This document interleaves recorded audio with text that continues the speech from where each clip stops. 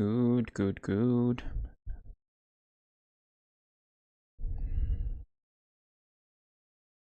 You, and then put you here.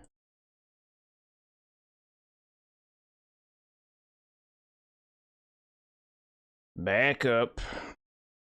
Okay.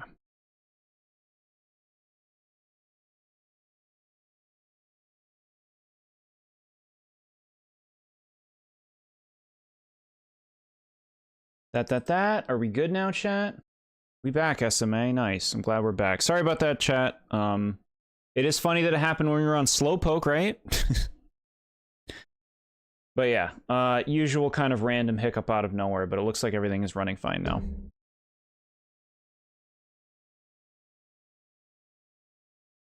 Okay. All right. Ironic. Kicked me out. Yeah, sorry, Ichibun. We had a problem. We're back now. We had a connection problem, but all is well now. We can continue. Thanks for coming back, guys. So let's see. We were talking about the mustard head Slowpoke, which, you know, like as a design, it's not very, it's like very not different from Slowpoke. Even for like a regional variant, like you have yellow on its head, you have yellow on its tail. And I feel like generally I'd like a little bit more from the regional variants than this. This is kind of nothing. It's a little too similar. You got to do a little bit more than that. Personally.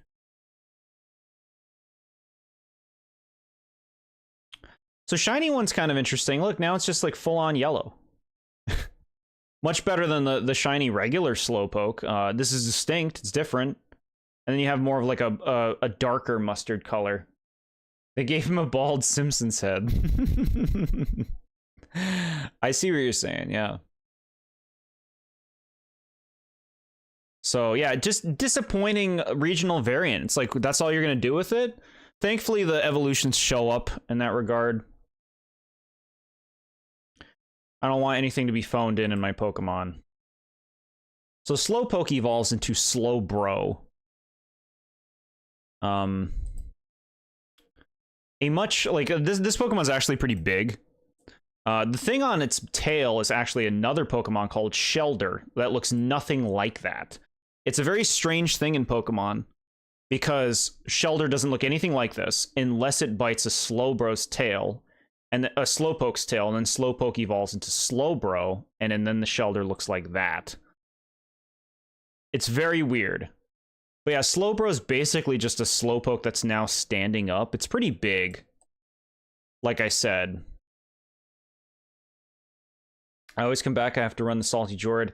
As we always have hungry paying customers who love their salty food. Heck yeah, make me hungry. No Slowking here. I wouldn't say that's unfortunate.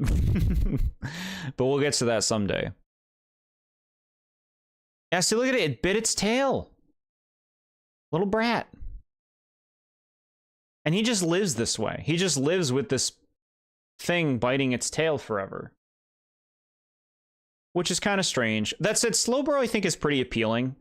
It's a very weird, unique creature.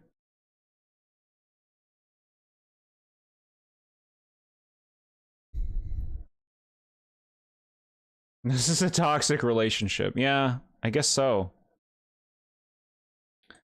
I do love my Slowking. Okay. Shiny Slowbro. I'm kind of on board. It's purple now, which it's very cute purple. And then like the Shelder's not looking too great, but at least it's different. Yeah, it's not too bad.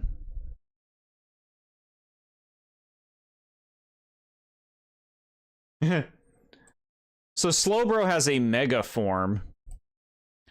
Mega Slowbro. I like the purple. I don't like the color they made the shell, yeah. Now, Mega Slowbro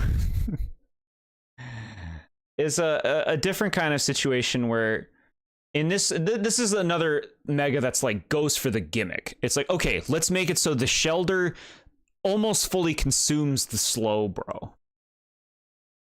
And so here's the Slowbro kind of vibing out inside it. This is silly, And so I can kind of appreciate the silliness of this, but I also kind of hate it.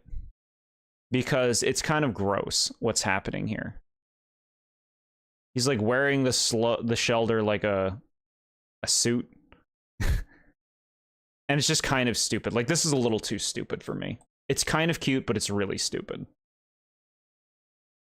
I used Slowking in my recent Violet playthrough. Okay. Very cool. Yeah, not loving that one. It's a weird mega that they made in general. I guess they just, you know, they were going for the humor. And then, of course, the shiny mega follows suit with the regular Slowbro. It's purple cuddliness, but then the Shelder. I thought it was the Shelder trying to eat the Slowbro. I mean, maybe it kind of feels to me like they're living copacetically. Is that the word? Like they're kind of helping each other at that point. I don't know. It's not a great mega. They went for an idea, but it's a little too silly. Galarian Slowbro. So here's what the mustard-headed Slowpoke becomes. Galarian Slowbro, where it catches the Shelder on its hand, and the poison actually, like, gives it poison powers or something? It's weird. Symbiotic relationship. Yes, there we go. Thank you. Symbiotic relationship. Let's see what the deck says about this one. Yeah, the Shelder Bite set off a chemical reaction with the spices inside the spices inside Slowbro's body, causing Slowbro to become a poison type. So that unique thing that the Galarian Slowpoke ate to make it a Galarian Slowpoke, combined with the Shelder's juices to make this thing a poison type. So it's poison psychic now. And it basically, it's like it has a gun on its arm. You can see there's like a little shooter at the end there, so it can shoot poison juice.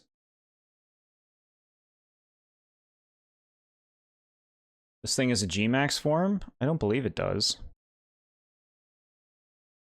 Yeah, it's an interesting concept. I wouldn't say I really like the design of this.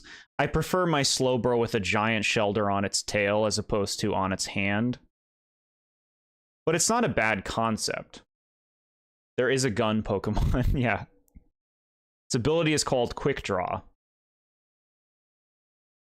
Shiny, so kind of following the regular, except you got a lot more like vanilla color with the purple. It's okay. It's okay.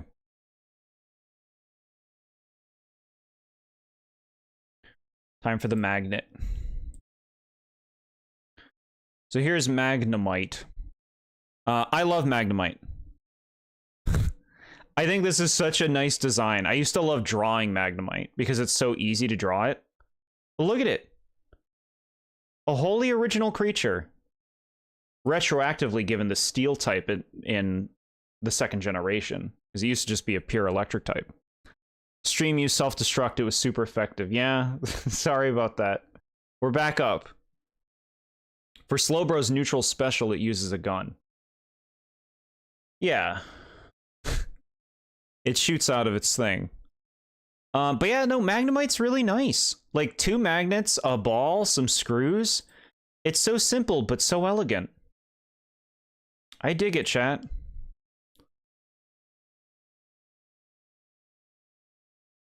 Shiny Magnemite works. This is a good shiny. Because it's different. Now, instead of gray, it's like more of a gold. You got like the black magnets. Like it's an idea. It's an idea and it looks good. The shade of gold could certainly be better, but it still looks good.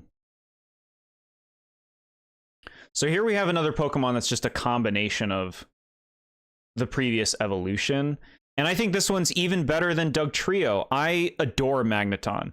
The simplicity of Magnemite's design has now been tripled. Like, they look so good together. The way that now these ones just have one screw and they're kind of connected in this way. That's really nice. All these magnets. Just a really, really beautiful design. Look, they can even unattach and then reattach. Pokemon is the lore you specialize in, you think so? Decently. Back when this thing wasn't a steel type is the Magnemite.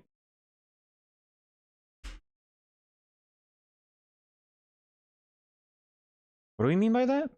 Which one is the third wheel? None of them. They're all great. They're all great. I love Magneton because it just takes the simple design of Magnemite and like it looks really good together. So I think it's bogus when people trash on designs like this just because it's multiples. It's like, yeah, but it looks really good. Like it actually, those designs look good together. Like by tripling it.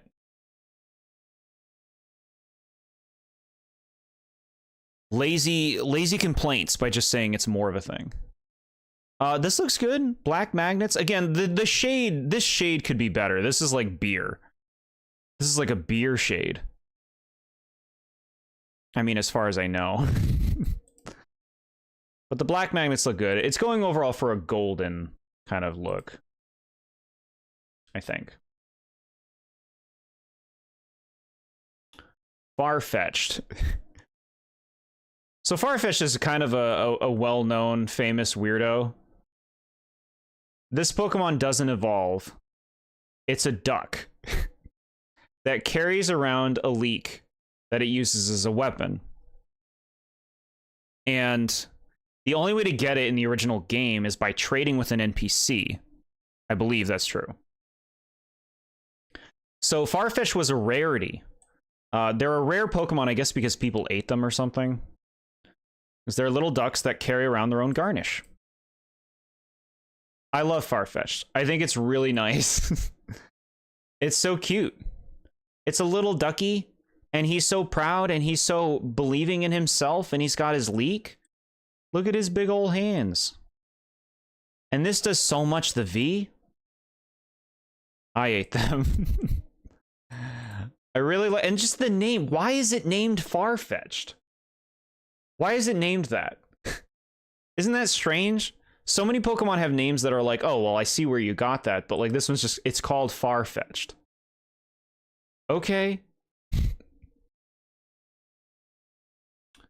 Ooh, shiny Farfetch'd. It's like a little pink. Not a big change, honestly. Pretty disappointing shiny, but it doesn't look bad. Now, Farfetch'd does have a special form, Galarian Farfetch'd, which is pretty different in terms of the vibe. This is a battle-hardened Farfetch'd with a giant leek. The shiny should have had a carrot. That's such a cute idea. So I like this. This is pretty sweet. He's ready to go. He's ready to bash you with this leek. He's all puffed up.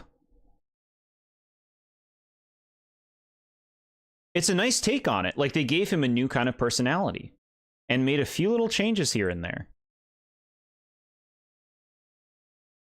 I should also say that Farfetch'd is very well known. The basic version of Farfetch'd is very well known for how bad it is. It is a pretty useless Pokemon in terms of its combat application. And so Farfetch'd is kind of like held up for that reason. People know Farfetch'd because of how bad it is. Farfetch'd is always forgettable to me. Like you said, you only get one by trading it, and it isn't that good in battle. The Galarian one is the opposite. I like this version. It's the Shadow the Hedgehog. Yeah. Yeah, this is cool. I like both Farfetch'd. Chat, I actually prefer the regular one. I think the regular one is really, really nice. It's just so cute. It's cute, and it also, like, it feels resonant with my energy. So I'm there for it. I'm there for it. Shiny Galarian Farfetch'd. Can you tell the difference, chat? Look at that. I guess it becomes like a lighter brown. It doesn't look bad, but this is one of those shinies you can barely even tell the difference. I hate that.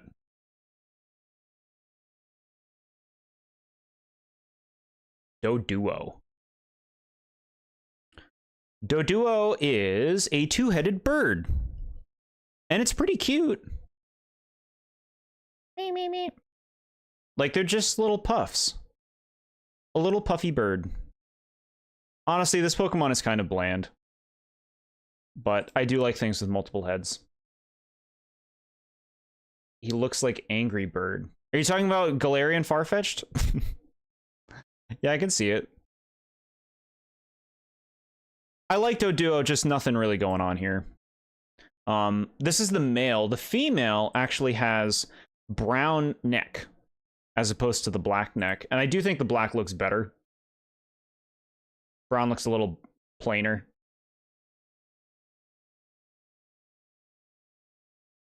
So shiny Doduo is greenish. It's like a green. Do it. You don't want to do it? I beg you. I see the thing. I see that you have a shiny button. You don't want to do it? Oh, you know what? I have the shiny of the female, don't I? There you go. Look at that, chat. The green's cute. It's cute. Me, me, me, me.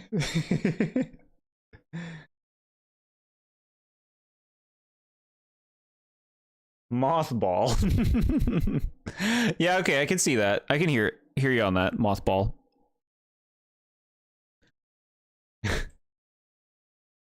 Now, when Doduo evolves, it gains a third head and becomes Dodrio.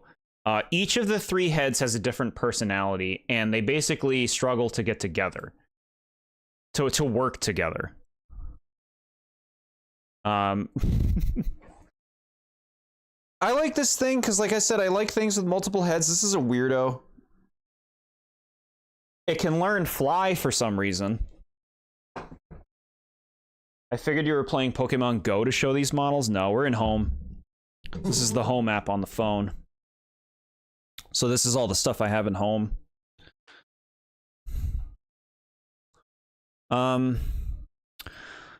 Yeah. Dodrio is cool, but like not as exceptionally appealing. Like it's not really a looker, I guess I would say.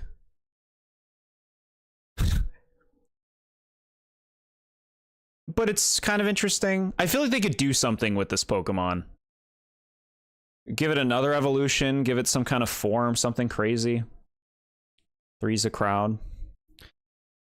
This thing can learn Fly, so it flies by spinning its three heads to a helicopter blade to fly. I've seen comics like that, which are funny. But they don't do that in the game. They gotta be showing up in the game. And then, of course, they have the same gender difference but with the necks. Black still looks better. And then the green. The green shiny. Doesn't look too bad. Very Muppet-like with the green. Seal. Chat, I'm gonna defend this thing's name.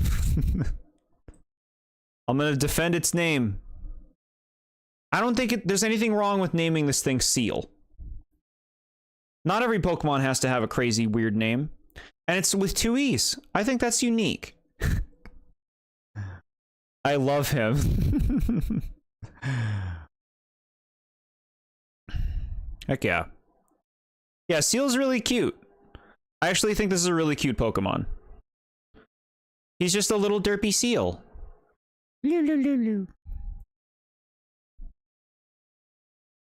He's never really doing anything. This is one of the Gen 1 Pokemon they've never really given any attention to. So it can be a pretty forgettable one. But I dig it. There's a simplicity to its design. Like, it really is just like a cartoon seal, but it's cute. It works. I like how its tail looks like a geyser. Like water, a water fountain or something. Shiny Seal is bad. Look at this, chat. It's like you left your seal in like a dusty drawer. That's bad. He'll make a good addition to the army. Why can you find these things in an area that you can evolve immediately or catch in the same area? Yeah, it's always lame when they do that. Forgettable cutie. Nyeh. Dugong is beautiful. Yeah, so let's get to it. The evolution. The shiny looks naked. This evolves into Dugong, which I really dig Dugong's design. This, just like Seal, there's just such a pleasant simplicity to it. I mean, and it is beautiful. Like, it's crazy how... Look at its design. Like, compared to what they make today for Pokemon, where everything has such an idea behind it. Like, this is just a white seal that looks cute with a big flowing tail. And it's really pretty. Like, there's an elegance. Use a Dugong once in XD, cool. One of the rare ice types of the first gen. But I really like it. I'd like to use a Dugong sometime myself.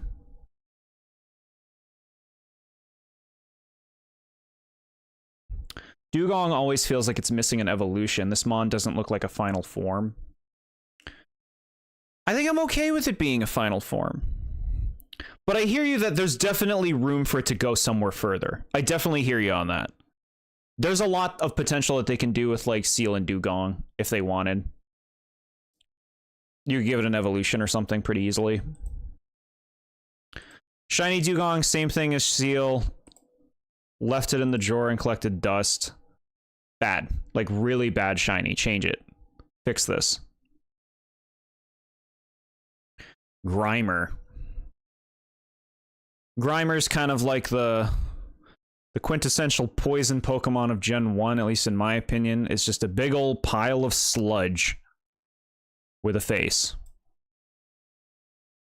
And I like it. It's cool. Look at its face. It almost looks like a ghost or something. But it's just a big pile of pollution. Yeah. It's the Grimace. Yeah. Looks like a Kirby boss. Interesting. Yeah, I mean, like, a lot of people rag on this Pokemon being like, oh, it's just a pile of sludge. Not creative. But, like, why can't you make a pile of sludge? That's cool. I think it's cool. People think they're really clever with that one. Shiny Grimer. Shiny Grimer. Green.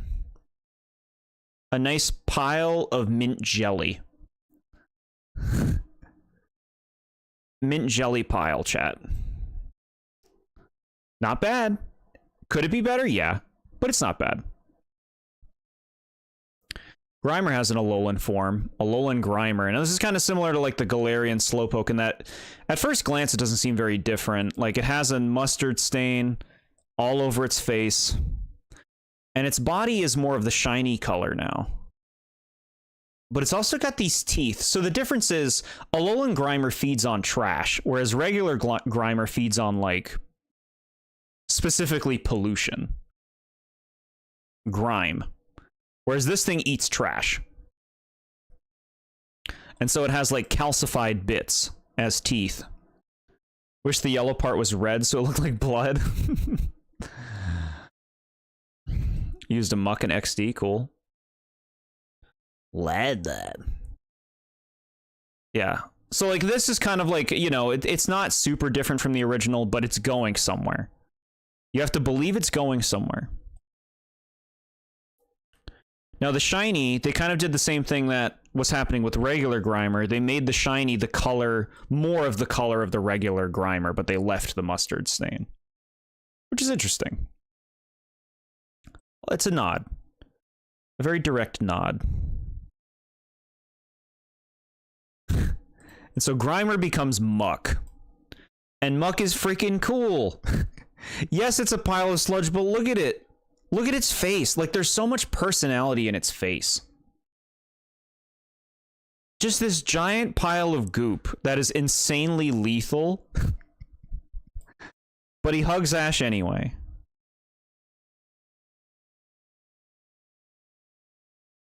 Blah, blah, blah.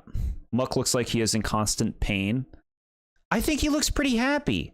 Shout out to Ash doing the Chad thing, and as soon as catching a Muck, he immediately deposited it to Oak, where he is horrified by it. Yeah, old man, take care of my stinky slime.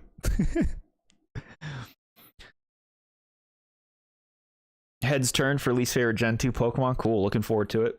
Yeah, sorry, also sorry, chat. I didn't realize that it was going to take so much time going through these. Like, I thought we were going to get to your stuff in like 2 hours.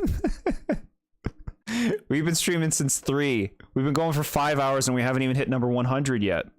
We'll be there soon, though. We'll be there soon. We're on number 89 of 151 right now, chat. Yeah, I like Muck, though. It's simple, but it's just like, he has personality. What does Muck taste like?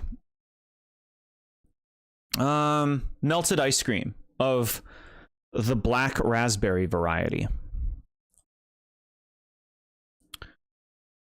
Shiny Muck is also green. Not a very nice green, but I guess it fits the Pokemon, you know? Like, it's supposed to be gross, right?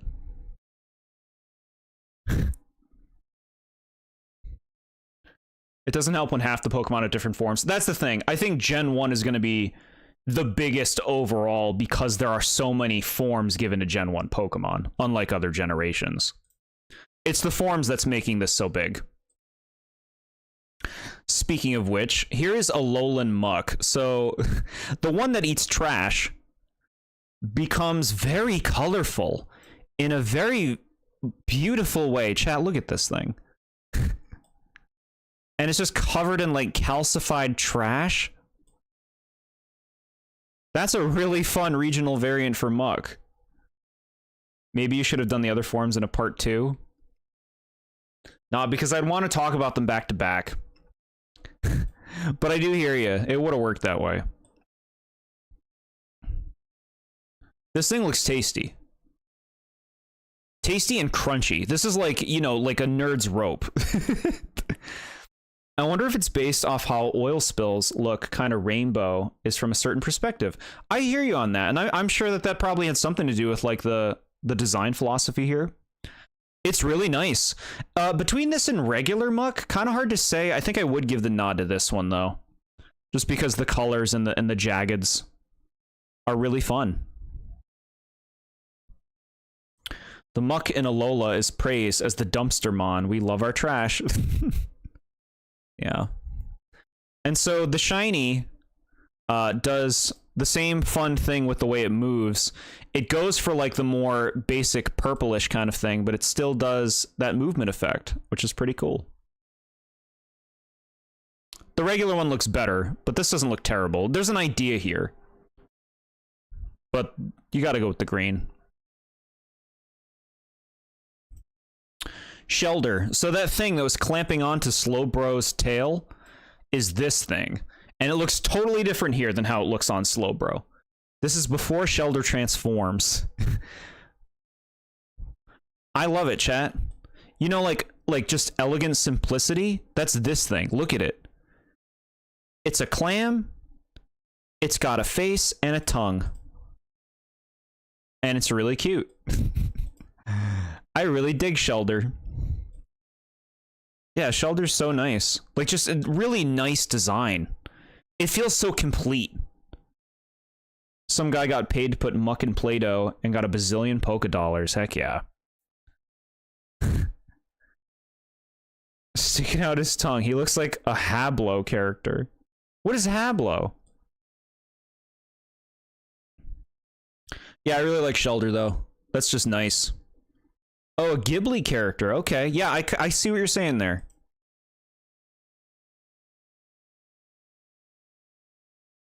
Shiny Shelder checks. This thing passes. Orange, totally different color. Unique. That's a good shiny. It's a good shiny. I actually made the shiny Shelder out of clay. I could show it to y'all sometime. What's your number one favorite so far? So far? Mega Beedrill. that we've gone through so far, it would be Mega Beedrill. Despite my bitching about the megas constantly. All right, Shelder evolves into Cloyster. Cloyster is cool. I don't say that about a lot of them, but a lot of these Pokemon are cool. This is a nice design that holds up. I love the design of the shell itself. The spikes coming out, the just all of it. It's just like really, it's so crazy that they got this right so early. The biggest glow up of the century. For Mega Beedrill, heck yeah.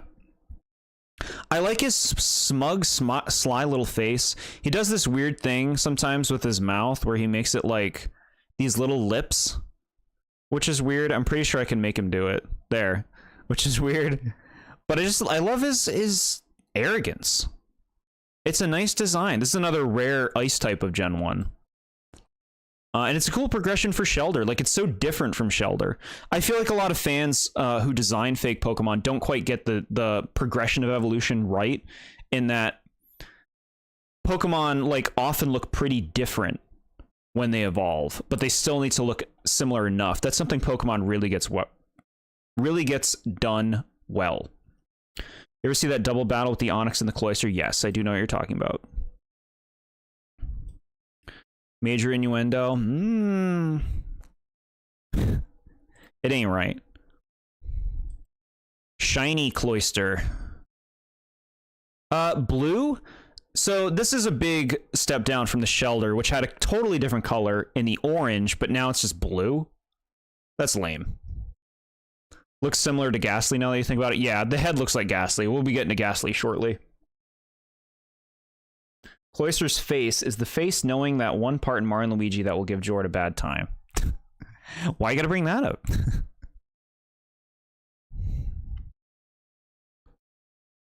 And here it is, Ghastly himself. Now, this is an insanely famous line, evolutionary line, because these are the ghosts of Gen 1. There were only 3. One evolutionary family in the first generation made up all of the ghosts. And man, do people love these. And it's easy to see why. You beat Paper Jam? I did. I did.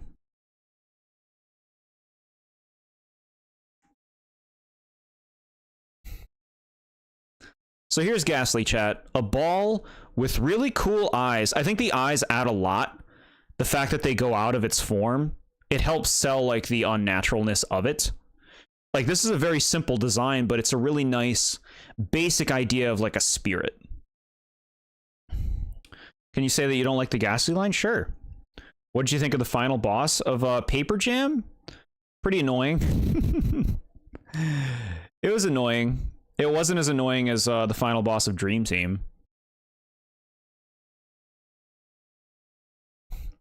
But yeah, I like Ghastly. Like, this is a really nice starting point for a ghost. And like, it can also look cute. If you look at some of the card art, like, Ghastly's not all about being a freak. The only ghost that can counter psychics, too bad it's part poison type, which Alakazam deletes them in a second. Yeah. And it took until very recently that these were the only ghost poison types in the series, until Petra Run came out.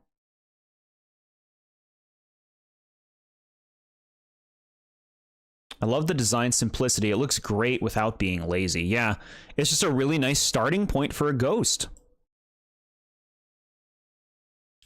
Shiny Ghastly, it's not amazing, but it's solid. It has like a more of a purplish body and a bluish gas. It's not bad, but it could be better. Now Ghastly becomes really, really nice. Reverse color scheme. Yeah, I see what you're saying there. Haunter is what we want to see them make more designs like. This is something that I've noticed about ghosts of modern generations is ghosts and Pokemon in general of more modern generations are more clearly based on a specific thing, specific animal, specific object, especially ghost types. They like doing ghosts involved with objects. Now, they still do make their own weird original creatures, but something I really like about Haunter is it really is just its own concept. It's not based on anything. It's just like a creepy ghost spirit. Its hands being detached is really nice. Just nice, simple face, like kind of Muppet-like, but in a good way. And just like such a presence. Haunter's actually really big. It's 5'3".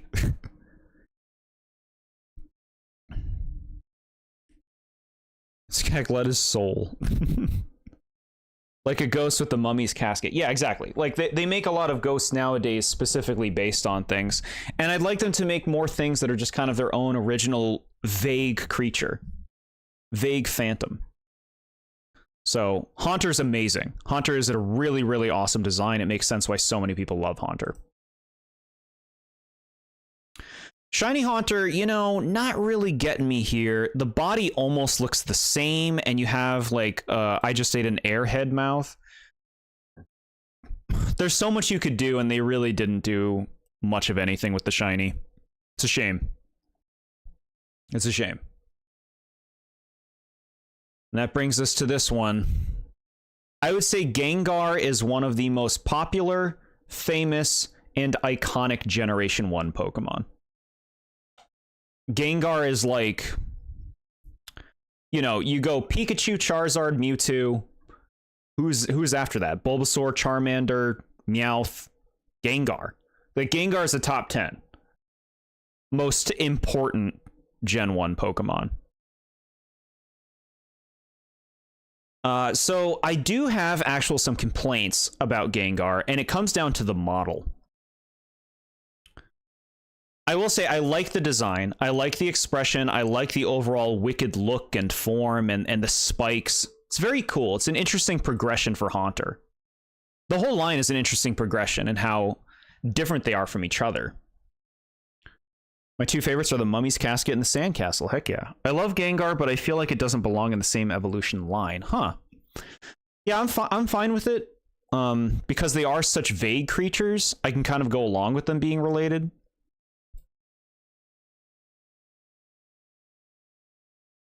So my problem with Gengar is the model. To me, Gengar reads too much like a parade float in the games because of the model.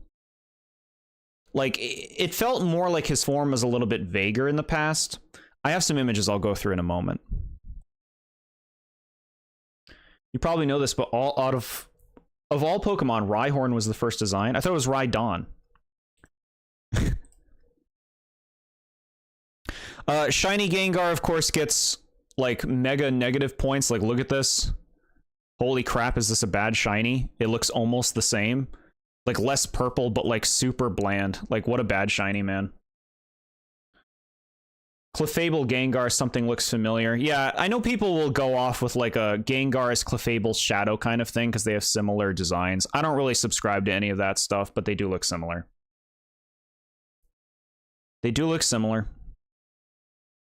So here's what I'm talking about with, like, this is Gengar's original look. Is, like, he is a lot freakier. He comes off as, like, a bit more dangerous, playfully dangerous. Whereas, like, modern Gengar, it does feel a little bit more like a float.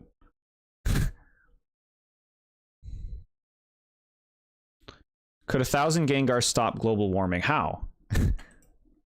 Yeah, whereas, like, you know, I don't love that Gengar does this dance either.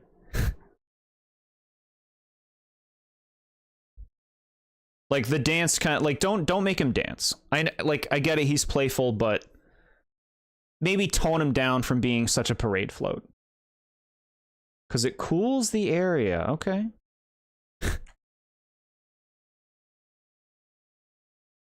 Mega Gengar. So Mega Gengar, for Mega Evolution, it's at least an idea. Like, he's now kind of, like, coming out of the floor. The spikes have been amped up. I hate this third eye. I think that looks terrible. But, like, also just kind of like a sloppy weirdo. He actually has, like, really tiny legs that look super stupid that you can see sometimes. Not in these animations, but if you, like, pick the model up and stuff. I would say this is one of the better megas, but I don't really like it. I don't think it's an improvement over Gengar.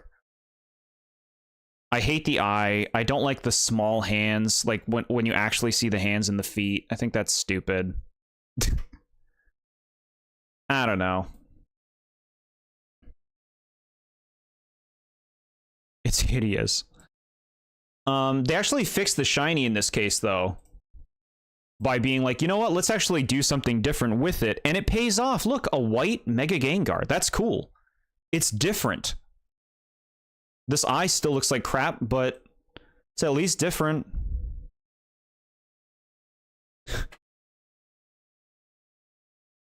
And Gengar also gets a Gigantamax form, which is a fairly silly one. He just kind of becomes really big. He goes into the floor again. They love doing that with him. And just creates this giant portal to hell. See, look, even here, rumor has it that its gigantic mouth leads not into its body filled with cursed energy, but instead directly to the afterlife. Like, what? Jeez.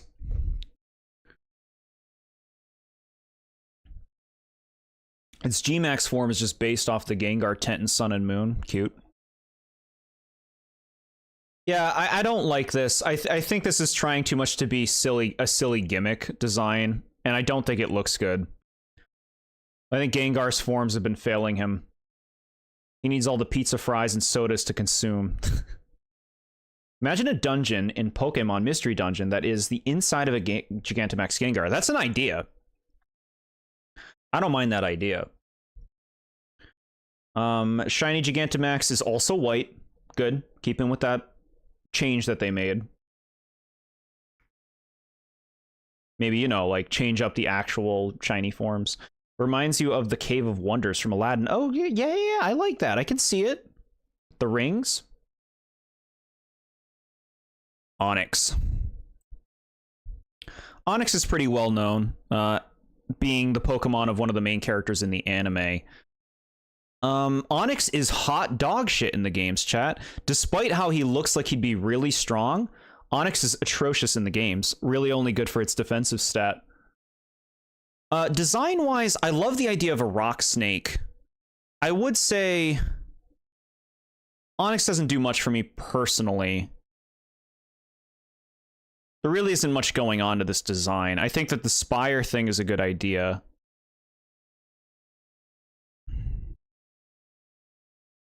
It's fine.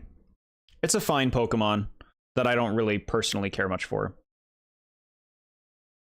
I wonder who Nad's favorite Pokemon is. SMA, as soon as I mentioned pizza, you're like, yeah, I know, I want pizza now too. I'm gonna get some mad food after this. As a kid, I always thought it's evolved from Golem. Interesting. Onyx evolved from Golem. Huh.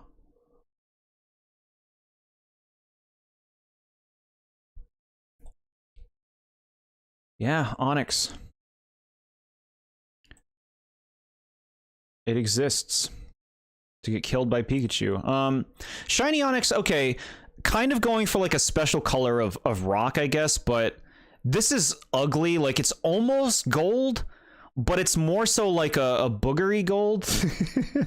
It's like a boogery gold. Not quite nice on that one.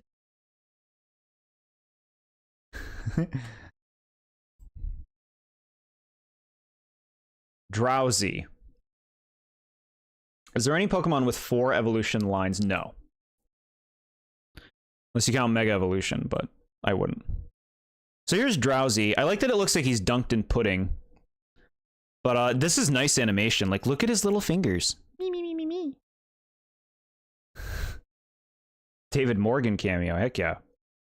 I like Drowsy. I think this is a fun little thing. It's basically a taper to peer, however you want to say it. And he's a little psychic dream eater. Really cute, man. You hate everything about this Pokemon? I like it. It's a creepy little psychic type. Like, nice face, distinct expression. That's something I really got to give credit to a lot of these Pokemon. Distinct personalities on them, you know? Every Pokemon has such a strong identity. And that's why they hold up so well today. The quality was there from the start, and I don't know how they did it. Shiny Drowsy. All right, so you dropped him into your yogurt instead. Honestly, not a good shiny. No, that's not a good shiny. Drowsy evolves into Hypno. And Hypno is freaking cool. It's such a creep. But see, this is what I'm talking about. Pokemon that aren't necessarily based on specific things. Like, this is just its own weird thing. He hypnotizes you, man. Look at him. What a creep.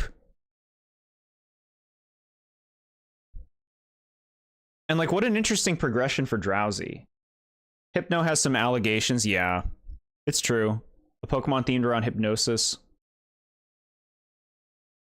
But I really just like, he's such a weirdo, man. I like him. Especially if you play Fire Red. Hypno is the original Typhlosion. Dang. Some people get that. So this Pokemon does have a gender difference. You're looking at the male. The female has a much longer, I don't know what you call this, neck ruffle? Which doesn't look bad. Just a little difference for the sake of it. Hypno was my bestie back in the day. Heck yeah. No, I'm with you. Hypno's cool. Shiny Hypno is better than the Drowsy. It's like a more distinct pink. You know, I could see somebody liking pink Hypno for sure. Would I like something more exciting? Yeah, but this isn't bad.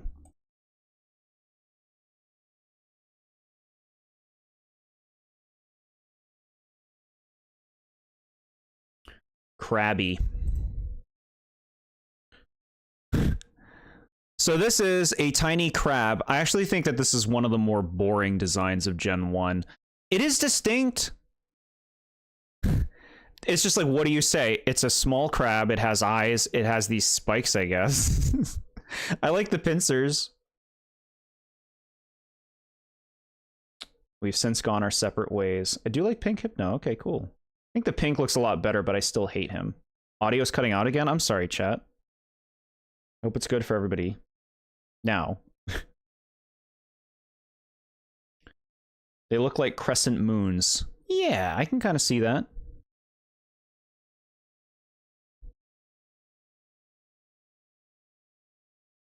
You want to do anything else besides that? No, we only want to make one animation, gamer.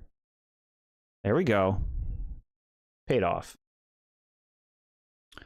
Shiny Krabby is just kind of yellow. They do this with so many of the Gen 1 ones. It doesn't look bad, but you could do something a lot more interesting. Man, there's really nothing to say about Krabby, huh? Moving on. Krabby's evolution, Kingler. So kind of like Machamp, if I was to pick like the basic Pokemon of Gen 1, like, I would kind of say Kingler's one of the most unappealing, fully evolved ones. Like, it's not bad, it's just, like, kind of bland. He's not a looker. The crown is cool. The bigger claw is nice. This Pokemon actually has a really high attack stat. I like how Ash caught Krabby in the anime and instantly forgot about him. Krabby always felt like a joke character. I believe his Krabby does become a Kingler and actually uses them in some battles. Yeah, like, I don't dislike Kingler. I just think, like, it's on the lower end of Gen 1 for me. But I like most Pokemon designs, to be real. At least in Gen 1.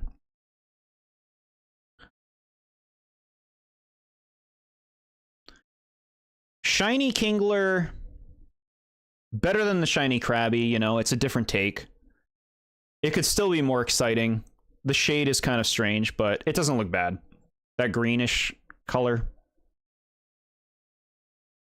Now, Kingler actually got special attention with a Gigantamax form where it becomes enormous and becomes this monstrosity that gains a giant foam beard and like spider crab legs and arms. Desaturated Kingler, yeah. I don't love this form too much. It is a take, which is why I don't hate it. Because they did do something with Kingler's design that's unique, but I don't actually love how much... I don't actually love how it looks too much. Actually, he used him in one round in the Indigo League, and he sweeps his first opponent with just Krabby, which evolves the Kingler to Hyper Beam Golbat with its arm. Wow. Where are its eyes? They're very small. They're very small, but they're there. I like the move Bubbles Galore. Bubbles Galore. Okay. Shiny follows suit with Kingler. It's just like a shade of green. This one looks like it might look a little nicer than the regular Kingler, but I guess it's not that different. Which brings us to number 100, chat, Voltorb. We've hit our 100th Pokemon. Only 51 Pokemon left to go, including Voltorb. I like Voltorb, okay? This is the same shit as Grimer. People dump on this stuff. But I like it. Look at the personality. And there's an idea here. It's supposed to be a fake Pokeball.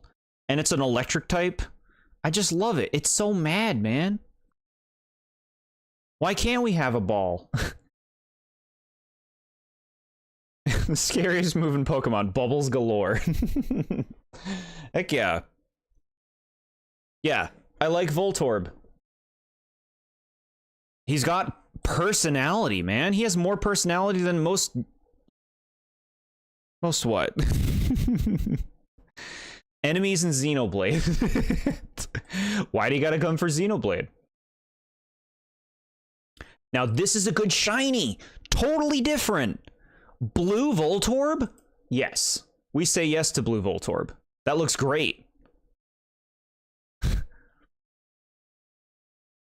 love how these Voltorb and Electrode's whole gimmick is taking the enemy down with them. Yeah.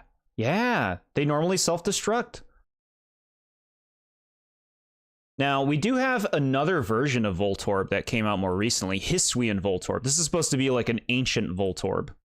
So it's wooden, and it's now part grass type.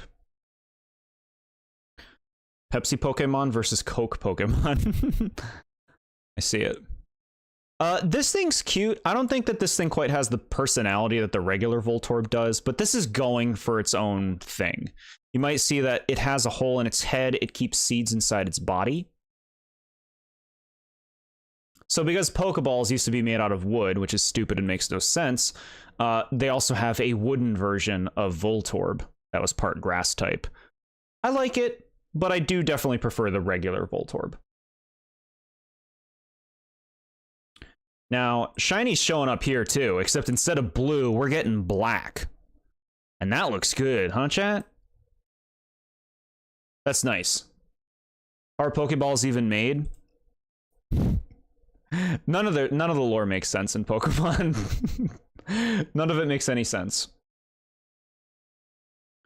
Voltorb evolves into Electrode. And I really dig Electrode, chat. Here's another one I like. So the colors have flip-flopped, and we have a whole new face of this Sass Master. And I'm here for it. He's just such a happy guy. Just a big old ball. I remember using Electrode in, it was Coliseum or XD. It was one of those. Not the best Pokemon, but very fast. And I like the expression. He's a likable guy. And of course, following suit, the shiny adopts blue instead of red, and it looks really nice. That looks great. Own it. Own it.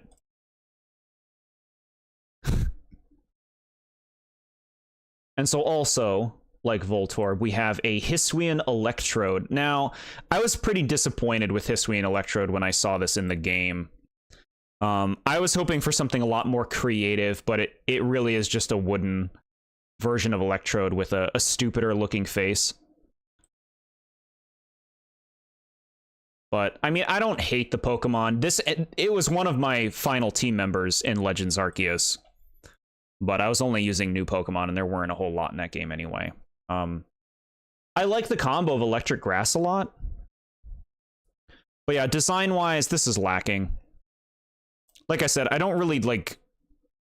I wouldn't even say I dislike it, but I do think they could have done so much more. So much more. And shiny Electrode, chat, is black, just like the other one, which is cool. That's a nice, like I said, they're a lot more considerate with shiny colors these days. Execute. There's a Pokeball factory in Kalos, it's true. My chat knows. Chat, I like Execute. They're not eggs. I know they look like eggs, they're not eggs, they're seeds. They're seeds that look like eggs. I like that there are 6 of them that stick together, each with their own little face, and various levels of being cracked. And I like that they're psychic types. They communicate with each other and work together. It's just a fun idea.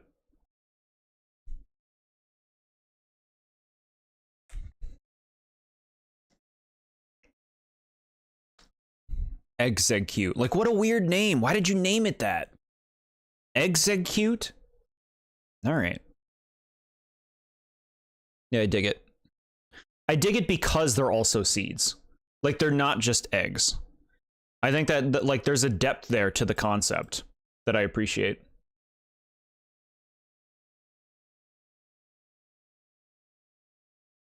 Okay.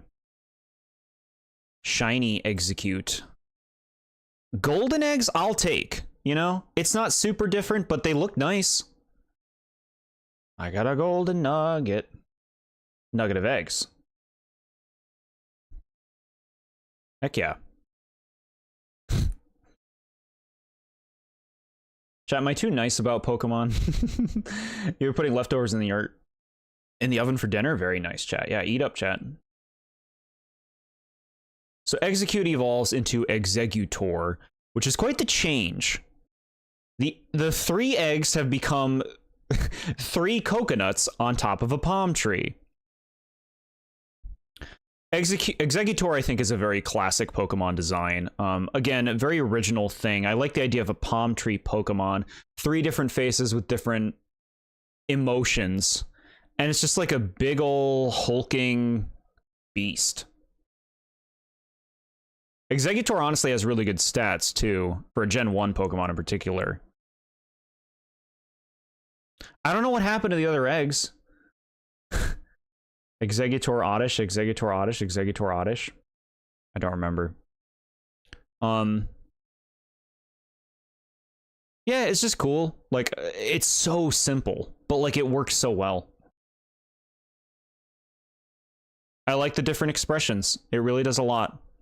Apparently, these heads can fall off and become Execute again. That doesn't make much sense to me, but okay. I don't know how that works.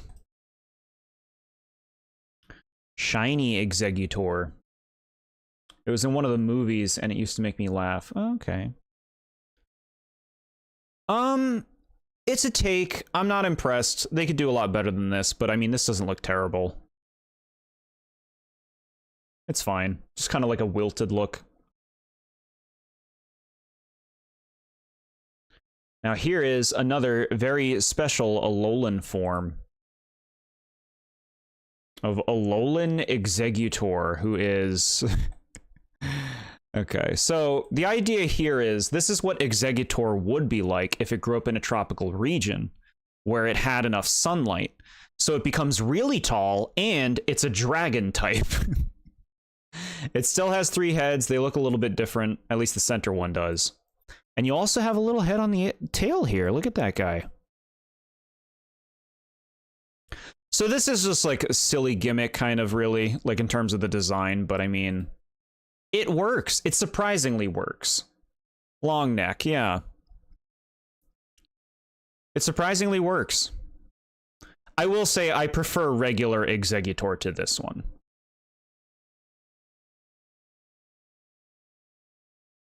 Yeah. Shiny, not that different from the shiny of the regular Exeggutor, but it looks kind of better here. It looks like a little more golden. Still could be something more exciting, but this very tropical. Keeps the tropical vibe, which I think they wanted. It is funny that this thing is a dragon.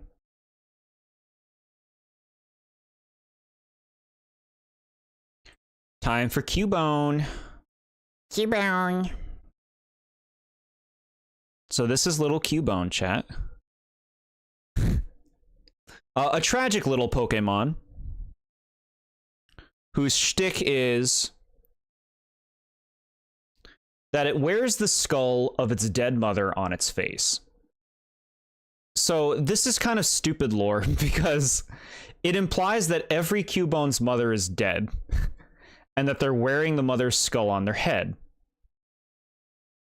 which is just complete nonsense.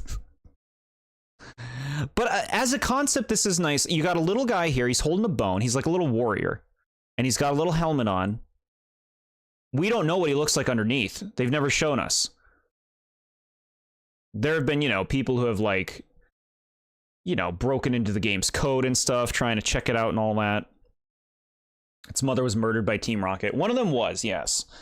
But it's just like, it's such, this is one of those Pokemon where it's like their Pokedex description makes no sense. Every Cubone's mother is dead, and they're wearing their skull.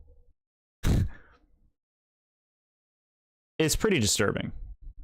It is called the Lonely Pokemon, so it's supposed to be kind of a tragic thing. I think a lot of people think Cubone are pretty cute. I'm not really into Cubone too much. Like, I think it's a good design, but like, nothing special to me. Nothing special here for me. Very Gen 1. Okay. Shiny Cubone is green? It's like a greenish color? Not a very attractive green, but I mean, no, that's not a good shiny. Bad shiny. Different enough, but still a bad shiny. Marowak. So here's the mother, I guess. This is what it evolves into. So it's kind of the same concept again, except it's more of like a battle-hardened warrior as opposed to a child. You know, look, serious face, skull is bigger, bigger bone, bigger body. Very simple Pokemon design, but very classic Gen 1, you know? Yeah, I think Marowak's pretty cool. Pretty cool, but, like, okay, let's look at the shiny first. Okay, so you went for a lighter green now, which I think looks better than the dark green we saw before, but still looks kind of gross. I don't know. Fix it. So yeah, here's the thing. Marowak's a cool Pokemon, but Alolan Marowak exists and completely, like, invalidates regular Marowak. I know some people out there probably like regular Marowak more, but you made a fire ghost type version of it that has a flaming bone. And, like, look at it. It's so cool. How does Cubone evolve into Alolan Marowak? I don't remember. It's been a long time. I think it has something to do with, like, a ghost, like having another ghost type or something, or killing a ghost type, or having another ghost type, something like that. Ooh. Design goes unbelievably hard. Yeah, that's the thing. Like, and this is the thing. We've been talking about a lot of regional variants throughout this, and I'll often tell you guys which one I prefer. In some cases like this, the new one is so much more appealing than the old one that it almost, like, makes the other one, it's like, why does the other one even exist now? Like, regular Marowak looks so boring compared to this. Alolan Marowak's a really good design. Look at its animations. Like, it's dancing with this giant flaming ghost bone. You can do another thing. I won't hear it. You have another animation, bro. All right, fine. I guess you don't on home. Have you ever played Pokemon Ranger? I've not, no. Yeah, Alolan Marowak, really dang cool, man. Somehow I used to watch, couldn't figure out how to evolve it, and I think I evolved it at night. Yeah, it might be something like that. Shiny is actually kind of nice. Like, it's not significantly different, but it looks pretty good. Like, it keeps the ghost type theming intact. But I do think I prefer the original. But this doesn't look bad. Doesn't look bad. Yeah, it's just like the sad thing is it just kind of makes regular Marowak seem so boring in comparison. And I kind of don't love the idea of Pokemon feeling like, what's the purpose of them existing? Because they basically made the cool Marowak. But I suppose it just happens. Hitmonlee. It's like a cool lightsaber. So I have a bone to pick with Hitmonlee. I think, okay, Hitmonlee is really cool. It's a kicking Pokemon. And I love how weird he is. Like, look at this creep. You would be horrified if you saw this in real life. His legs are stretchy. These are stretchy legs. So then what's my problem? The eyes. And you can see it in the cards, chat. They changed Hitmonlee's eyes. If you look at these cards, his eyes have like a curviness to them, an elegance to them. And now they just made his eyes like these stupid ovals in the model. And it looks awful. It like totally kills the vibe of Hitmonlee. At least for me. Funny how you said you have a bone to pick with this guy, considering we were just talking about the bone Pokemon. Hitmonlee is also named after Bruce Lee, or there's some kind of inspiration there with the naming, which is kind of humorous. They would never do that today. But I do like this design. I think Hitmonlee's a cool Pokemon. I just think they ruined him with the eyes. And I'm gonna go further into depth with this. First of all, let's look at the shiny. We have another bland, like, green shiny that this Gen 1 loves so much because of how the algorithm worked, and it's okay. It's okay, but I'd rather have just the regular brown one. Here it is, chat. Look at that. Look at those eyes. That looks so much better than what they did. Look, why? Fix the eyes. You totally changed the vibe. He looks more like that big red thing from Looney Tunes. I forget its name. Ew, ew. Like, chat. Look what they did. That's such a downgrade, man. All right.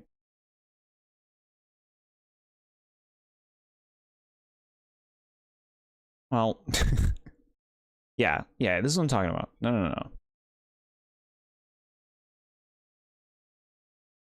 Well, anyway, we move on to, who's this, chat? Do we got a star here? Here we are, chat. If you're here, rejoice that you're here for this moment.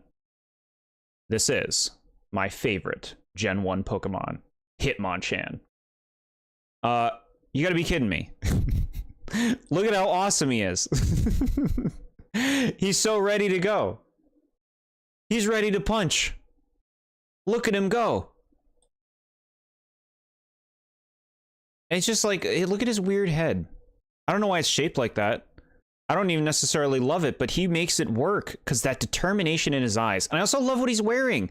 He's got these little shoes, and he's also wearing this cool, like, ballet outfit. He's awesome. Hitmonchan is the champ. Also, kind of name inspiration based on Jackie Chan, because they did Bruce Lee for the other one. Yeah, I don't know. I guess that was just the naming conventions they went with. I don't like this Pokemon. Chat. Chat, look at him. He can use elemental punches for days. Yeah, chat, that's my #1 Gen 1 Pokemon. I've always liked Hitmonchan. Like I said, with my first Pokemon card deck being Hitmonchan, that's part of the thing that helped me, like, just kind of really embrace the Pokemon. They weren't good for him back in the day. They're good now. I run a nice Hitmonchan with elemental punches now. Shiny Hitmonchan? You know what? Not bad. I like the blue boxing gloves. That does a lot. Okay. It's not bad. It's not bad. It could be better, but it's not bad.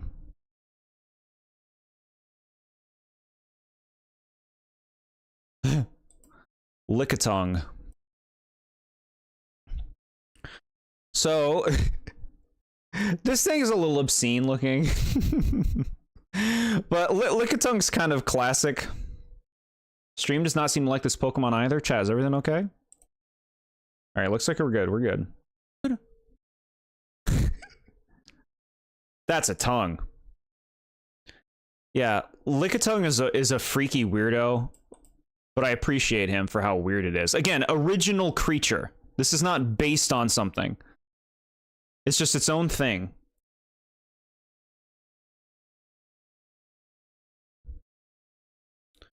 Shiny Lickitung. Just a yellow Lickitung. The tongue stays the same, but pretty good, like basically golden. It's a nice shade. They basically made a Pokemon around the theme of a tongue and licking. Coughing. Coughing is adorable, chat. They've played up the cuteness of Coughing so much recently. Just look at that center card. A cute little pollution monster. So he's like some kind of like air gas mine or something. I love the symbol on him. I used to draw that symbol a lot growing up. And just the cute little face. It's so elegant.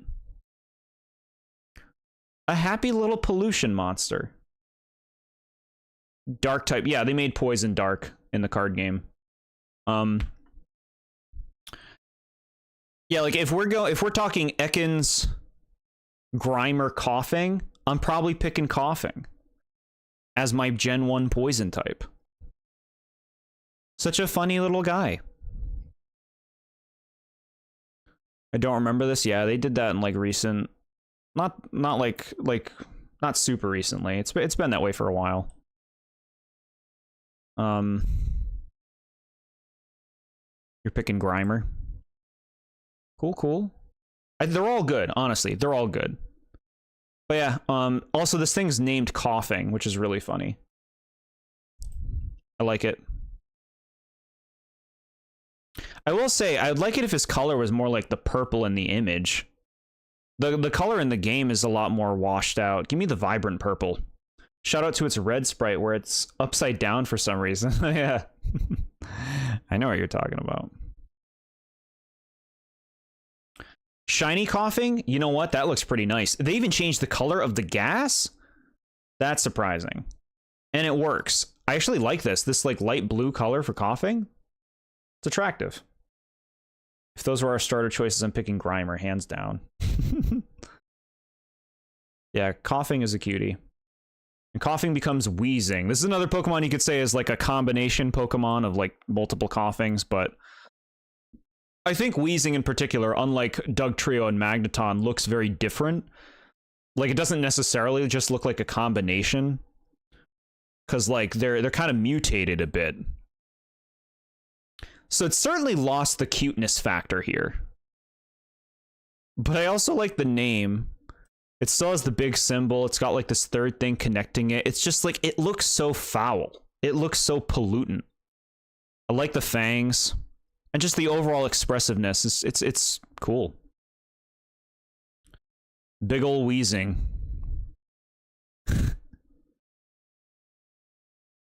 Shiny Wheezing looks great. That's a nice, like, greenish blue. And then also the smoke change color. Yeah, I'm on board with these shinies. They look good. Now, Weezing did get a, in my opinion, rather forgettable regional variant, Galarian Weezing. I don't love this. This is a little too trying to be silly for my tastes.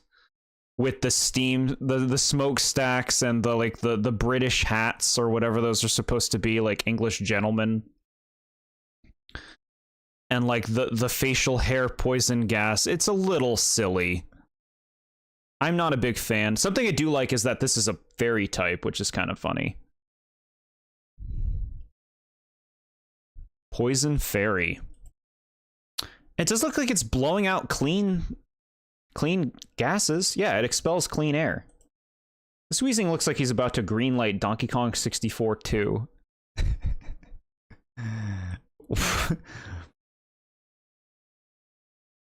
Donkey Kong 64 2. Whoa, look at him fucking swing his smokestacks. Like, it's a cool concept. It's just an execution. This is way too silly for me. And just like not really my thing in general. I don't really want a Pokemon like this, personally. But it's an idea. The shiny, not exciting, just kind of becomes like an old rust color. Which I see what you're doing there with the base design, but not exciting. The top hats are 10 out of 10. Rhyhorn.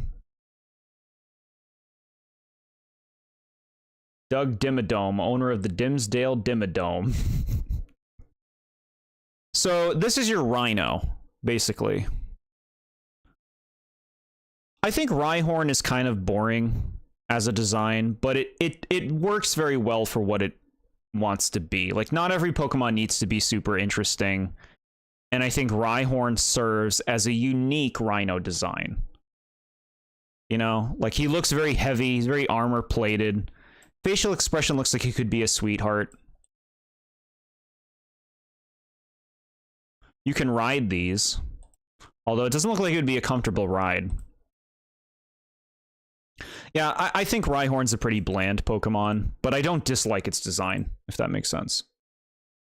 Male-female difference. The male has a much bigger horn than the female. Then the shiny.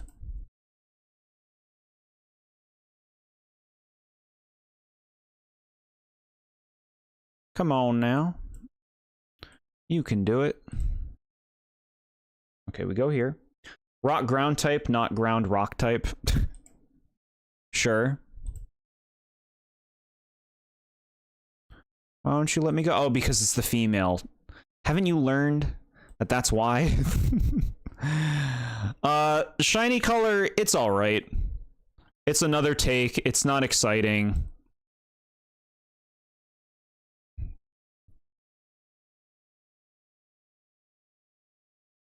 At least how it was in the games. I'm not sure. You know, they have priorities in this day and age. Like, this is a primarily ground Pokemon first. And its evolution, Rhydon. And this is a step up. Rhydon is a much more active-looking Pokemon. He's standing up. He's ready to go. This is such, like, classic, iconic Pokemon design. Like, in just the look of it. Like chat said earlier, Rhydon was the first designed Pokemon, and you see it expressed in a lot of Pokemon, like when we were looking at the Nidos earlier, and soon to see Kangaskhan and stuff like that. SMA's second favorite Pokemon, yeah. I like the drill nose. I think that's cool, the idea that it, like, bores through rock with its nose. The rest of it, you know, it's got spikes, it's got a big tail. It's a bruiser. It's a good design. It doesn't really do much to me because not much about it really stands out for its design, but it's a good design. Yeah. Yeah. It's a good design. It's not really for me, but I respect Rhydon.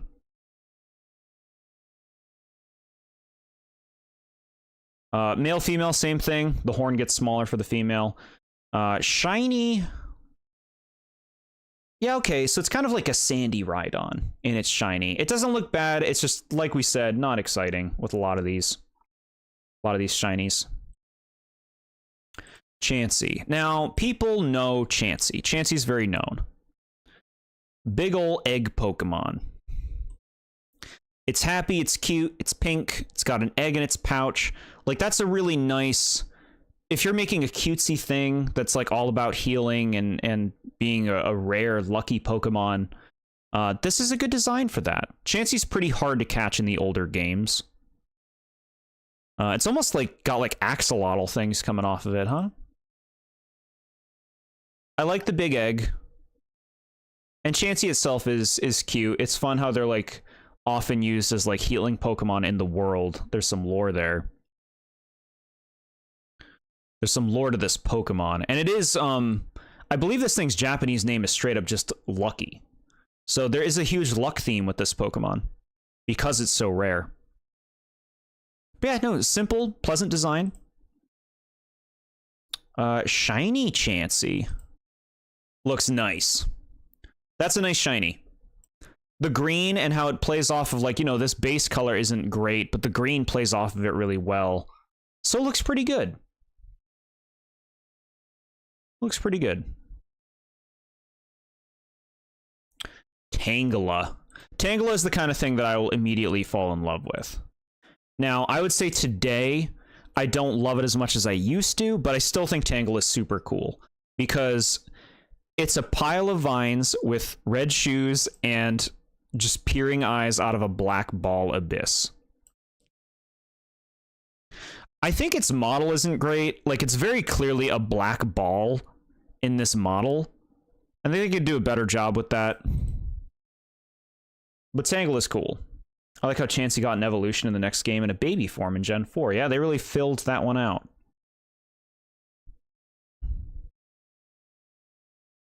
Yeah, Tangela is cool. I think the model needs work.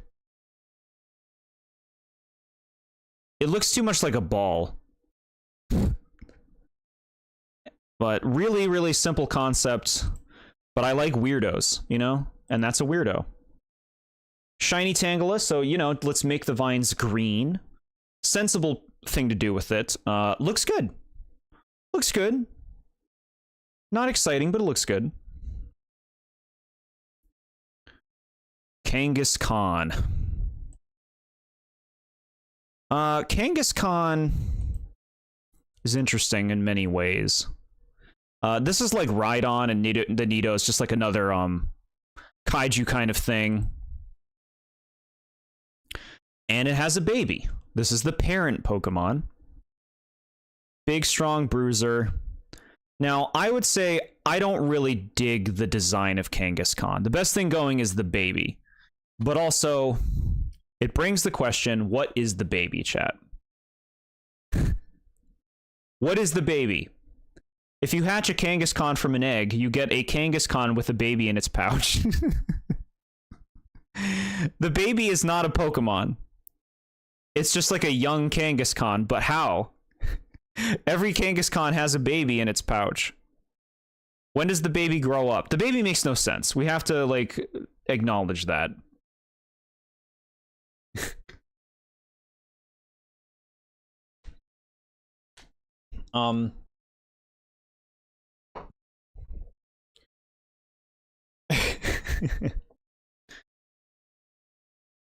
But I like the baby. The baby's cute. The baby is like the draw. I think Kangaskhan's pretty boring otherwise. It's brown. There's nothing interesting about, like, its shape or what it can do. It's a normal type. It's a boring Pokemon. I guess the name's kind of interesting.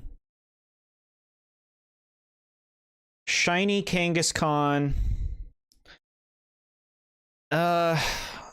Not great. This, like, greenish brown really kills it.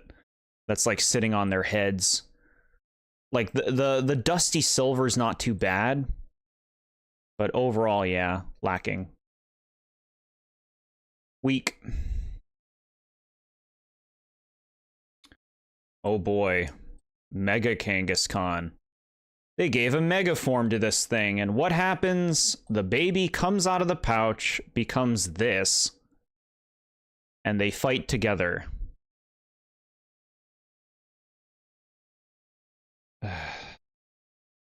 So this is a downgrade.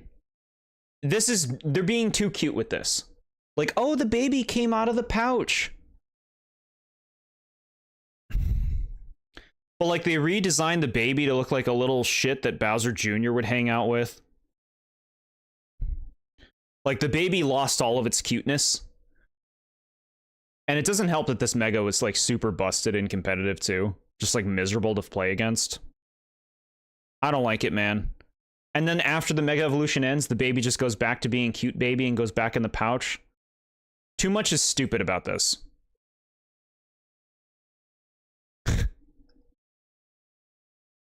I don't like it. Then the shiny. So the shiny, it's like same colors, except now the baby's body's pink. I guess the pink body's better, but it still doesn't look good overall. It's funny to me how the baby is in front of the mom. The mom does not care about protecting the child. The baby has to learn. The baby has to be able to protect itself.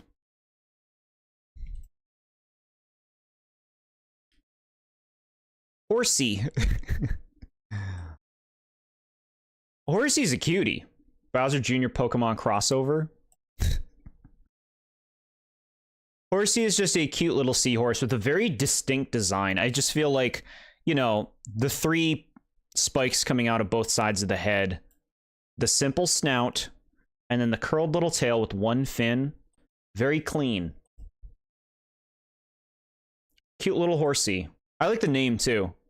I like it when they get cute with naming.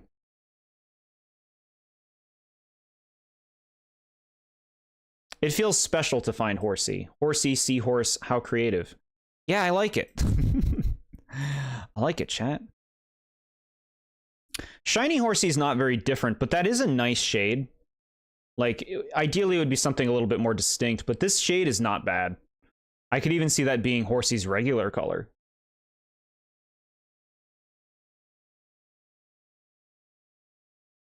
Seadra.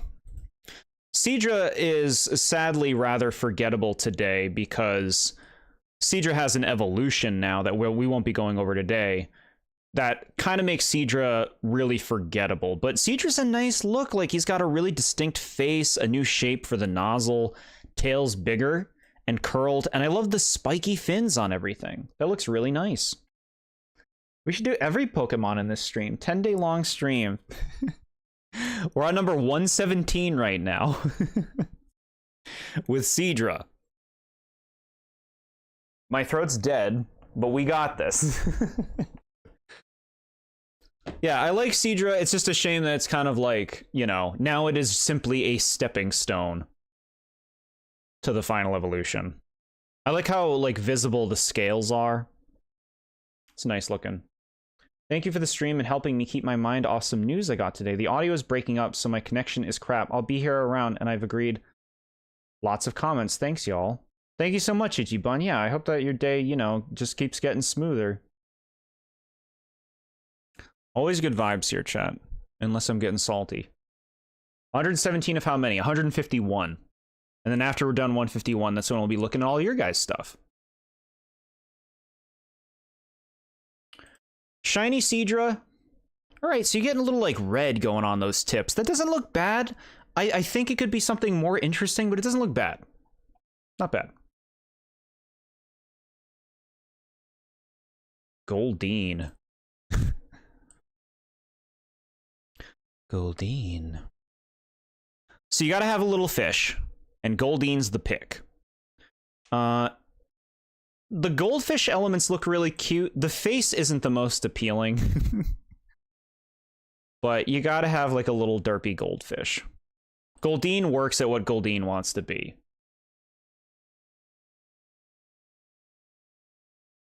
Yeah. Not exciting. Nobody's excited about Goldeen. The male-female difference here is, of course, the horn. Bigger on the male. Shiny Goldeen, not too different. It's kind of like trying to be like real life, I think, in that goldfish could be this color, theoretically. Perfectly fine. You're going to ruthlessly judge all of our Pokemon opinions and sacrifice the ones you don't like. Time for the sacrifice. Everybody get your knives. Yeah, I don't think this looks bad. It's just like not very different from regular Goldeen. Behold, the worst assist trophy in Smash. The worst Pokeball in Smash, but I hear ya. Yeah, Goldeen does nothing if you get Goldeen in Smash. It is a dud.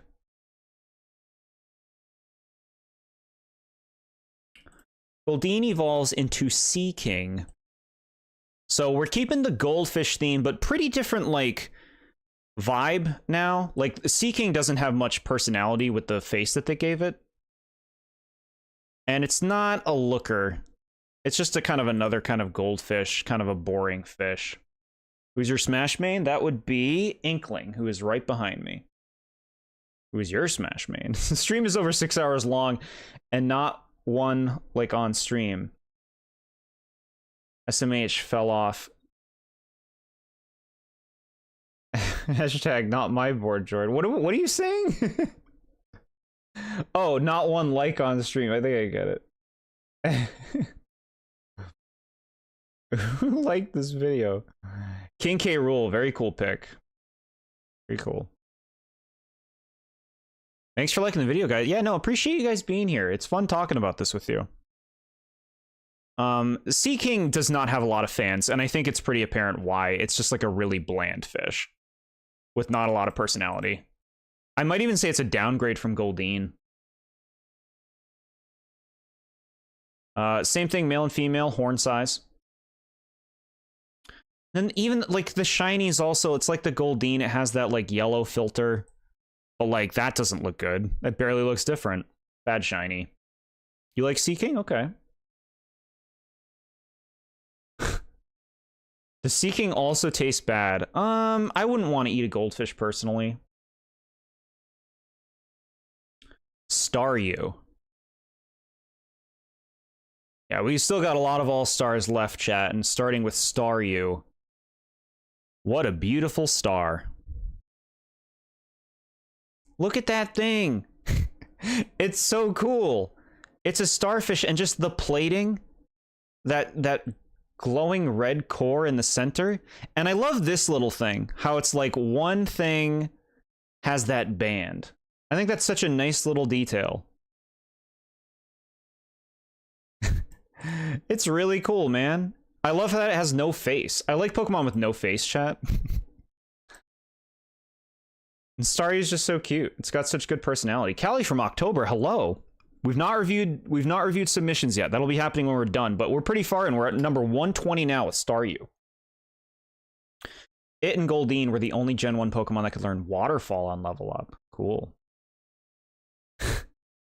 Yeah, Staryu is wonderful, chat. I love this thing. That's just such a cool creature. Shiny Staryu. Distinct. Chat, look at that. A blue core and like a creamy color. It could be better, like maybe not the cream is the way to go or something, but the blue core is really nice. And this is still actually a pretty cool shiny. My dad said that when he was a kid, him and his friends would go to fairs to play the games, and they would win goldfish as prizes, but they didn't want the fish, so they would eat it. Ew. I don't like that. Patrick. Shiny baby. Yeah, no, it's cool. It's cool shiny. I do think they could do something stronger. It's distinct. It's different. Which brings us to Starmie.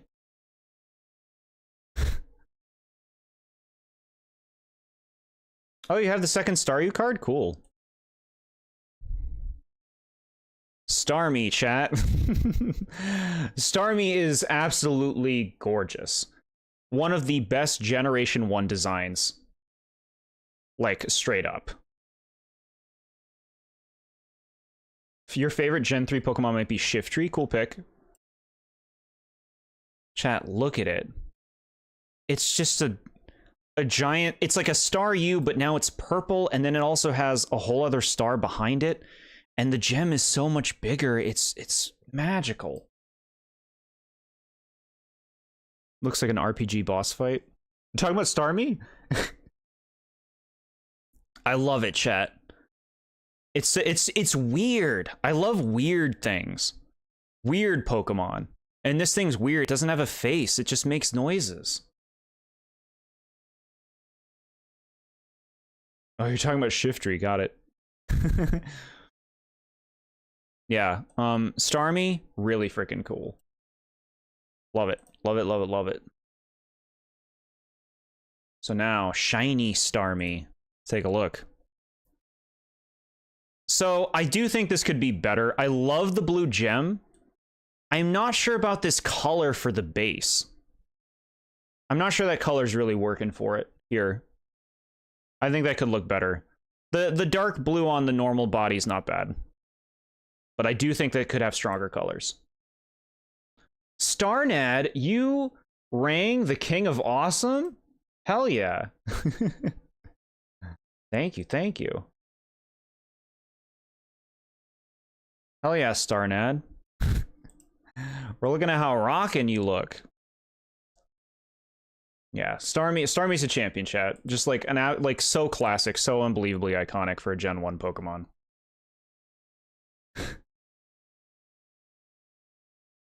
Beautiful and wonderful. Nice to see Starnad showing up for this. Starnad for Smash 6. Starmie would be crazy to play as. Hard to picture.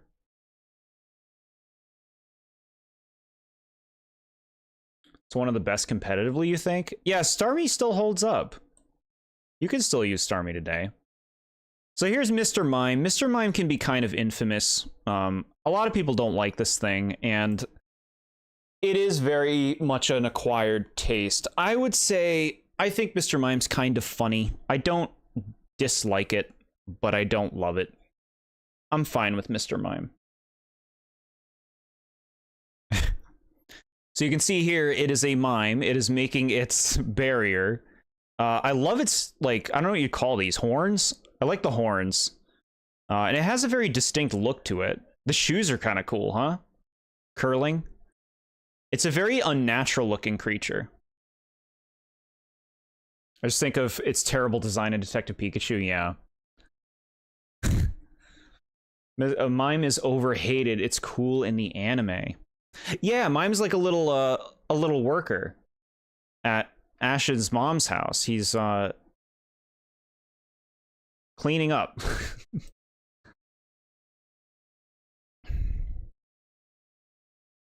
Yeah. Something I do not like is they introduce genders later, and they're so inconsistent about it. Like, Mr. Mime can be either gender, but then Jinx can only be female. And it's like, well, why is that? Why are you inconsistent like that? That drives me nuts. Just pick one. Either make them both the same or make them both different. I like the scene in the Detective Pikachu movie where they interrogate it by threatening it with a pretend invisible chainsaw. I do barely remember that. Yeah, Mr. Mime is interesting. I appreciate him being here. I do. They gave him the fairy type. Mr. Rime is your favorite Gen 8 Pokemon? Cool. Now, Mr. Mime's shiny is actually pretty nice. They changed out all the pink for green, and that works. That actually works. That actually looks good. You did it. So later on in life, in Generation 8, Mr. Mime got the Galarian form, where instead of being a mime, he's all about dancing. And he's now an ice type. I think this is cool. In fact, I think I would say I like this more than regular Mr. Mime. He looks friendlier. Look at him dancing, chat. What a happy guy. Mr. Mime was technically banned in Gen 3 singles because of its ability. Wow. That's an English issue, as Mr. Mime's name is Barriado, which means barrier in Japan. Oh. Okay. I like what they did here, though. This is a nice changing of what that Pokemon's shtick was, and it feels like its own thing. Yeah, that's nice. That's a nice one. Shiny, not very different, but I mean, it doesn't look bad. Most shinies that they make today don't look bad. I do feel like you could do more, though. But I kind of see what they're going. I think they're going for like an old-timey kind of look. Scyther. Scyther, chat. You want to talk about a cool Pokemon from Gen 1? Let me tell you about Scyther. Just a giant mantis with 2 huge scythes on its arms. Like, really good facial structure, appealing, nice spikes, the wings look nice. Just a cool Pokemon. Scyther! That's what he sounded like in the anime. Which was kind of dorky. I had a figure of this character, but it was very delicate. It ended up losing both of its arms and both of its wings. And so it was just like this pathetic husk. But it's just too delicate. Scyther does feel a little incomplete today because now Scyther evolves into 2 different things. But we still love Scyther. Scyther's still really cool. It's a shame the Gen 1 games didn't really give him anything to take advantage of his bug element. I don't know what the Krabby Club is. Scyther, the coolest single evolution Pokemon. I would say I prefer it over its evolution. And as good as itself. Wow, I wouldn't be there with you guys. I do prefer Scizor, but Scyther is super cool. Yeah, look at you too. The Scyther, I do like seeing the Scyther appreciation though. Scyther is super cool. Scyther looks cool AF, yeah. There is a male-female difference here. I don't know what you'd call this. The abdomen gets bigger on the female. Pinsir better than Scyther. I'll throw up. I'll throw up at these takes. Shiny Scyther, kind of a disappointment. It's like a different shade of green, and you also got some like pink going on. And like some of the connecting points. It's okay, but like it's so close to the original. Like that's one, you change that. Make a new shiny for that, please. Jinx. We gotta talk about Jinx. Scizor is cooler, but it turns into a steel bug, so it's 4 times weak to fire. I'm okay with that. Okay, so Jinx. Ninjask above Scyther, chat. Pain. Let's take a look at Jinx. Jinx has been altered a lot over time. I don't think they would ever make something like Jinx today. And that's not just because of the racism stuff. Jinx is a weird concept in general. Like, they made a Pokemon that is a lady with a dress and distinct boobs and a big old wig. They made that a Pokemon. And I'm not sure if they would... I don't think they would make that today. Even if we're ignoring the other aspect, which we'll get to in a moment. With all this said, I like Jinx because it's so fucking weird. Look at it. It's an ice type for some reason. It's like a...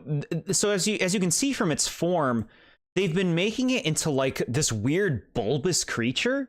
Like, it looks like it's exploding. It looks like it's just like expanding. It's like a blob with a wig on. And they have these like distinct like spike things coming out of its dress. Like, what? It's so weird. The portal.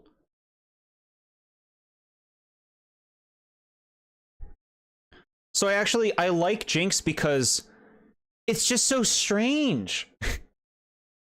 It's just so weird. Here, my child, have your Jinx plush you sleep with every night. In Kirby Superstar, one of the bosses named Wham Bam Rock had a similar incident to Jinx, and they changed it in Ultra. Got it. Yeah, there's a lot of that stuff going on back then. You don't remember the Krabby Club from XD? It's one of the first things you get to see in the game. Yeah, I don't remember that. It's been well over a decade since I played XD. Last. So shiny Jinx, I don't mind that. You know, this kind of like faded look. I'd like it to be a lot different, but I get that they're not really willing to go there with... They don't like giving Jinx attention. Which, yeah, let's get into it. This is for educational purposes. This is the original Jinx design, chat, as it appeared. And it was altered to have a purple face in more recent... Not even more recent, even back then, it got a lot of backlash for being very blackface, which is like super not cool. And people even knew it was not cool back then. So it got a lot of backlash, and they started morphing it. They changed its face to purple. Yeah, you guys can see most of that. They changed its face to purple. To try to, you know, change out what its design is. But like, I think they've been going steps further than that with making Diamond Eevee 11. Hello, we are reviewing Jinx right now. I think they've gone further steps, which this is why Jinx looks like a weird bloated grimace, is they're trying to make it more of a weird creature and not so much of a weird just face peering at you from underneath the wig, the hair, or whatever it is.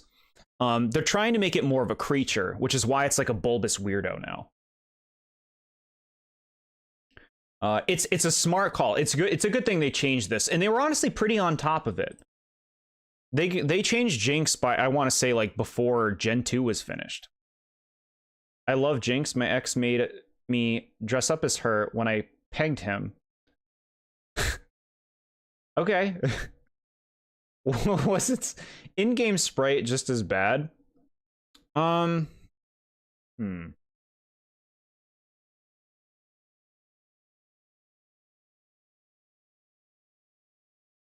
think it was. I think the in-game sprite was just as bad. Yeah. Let's go here.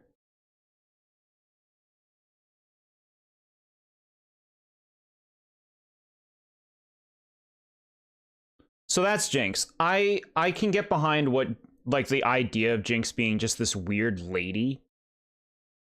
It's good that they made the changes that they did. But I totally see why a lot of people do not like Jinx today.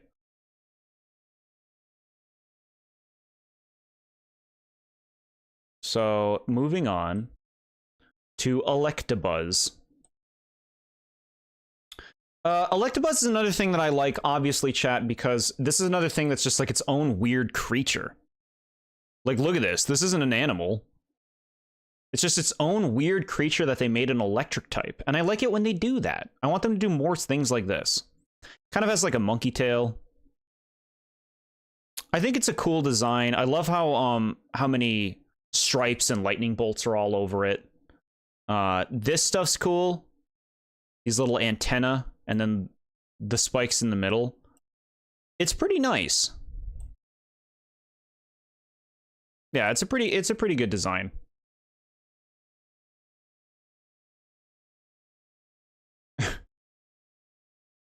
I like Jinx. I first used one in a recent Leaf Green playthrough. Cool. Electivire looks cooler, though. We'll get there eventually. I think it's fine. I think Electivire is fine. It's better than Magmar, at least. Oh, chat, you're not going to like what I'm going to say. I like Electabuzz, though. It's a cool, weird thing. Original creature. Shiny sucks. This shit sucks. This is bad shiny. Barely different from the original. Doesn't look very cool or special on its own. Fix it. Magmar. Chat, I think Magmar's awesome. Magmar is so cool. Look at it.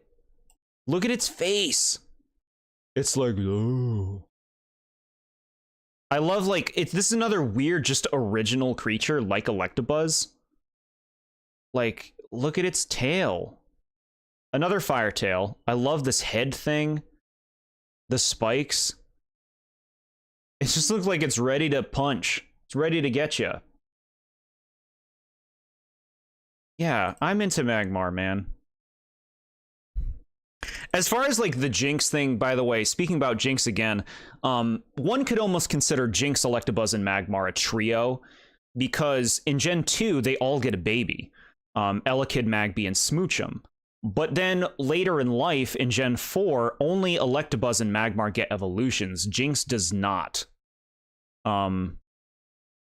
Which, to me, says that they do not want to really draw attention to Jinx anymore. Like, they still respect it as part of the Pantheon, or whatever this is, the gaggle that is Pokemon, but I don't think they want to draw attention to Jinx anymore. It also came out fairly recently that there was a Mega Jinx. You can even see a variation of the design of Mega Jinx that they ultimately cut, and it probably would have been super problematic if they went through with it.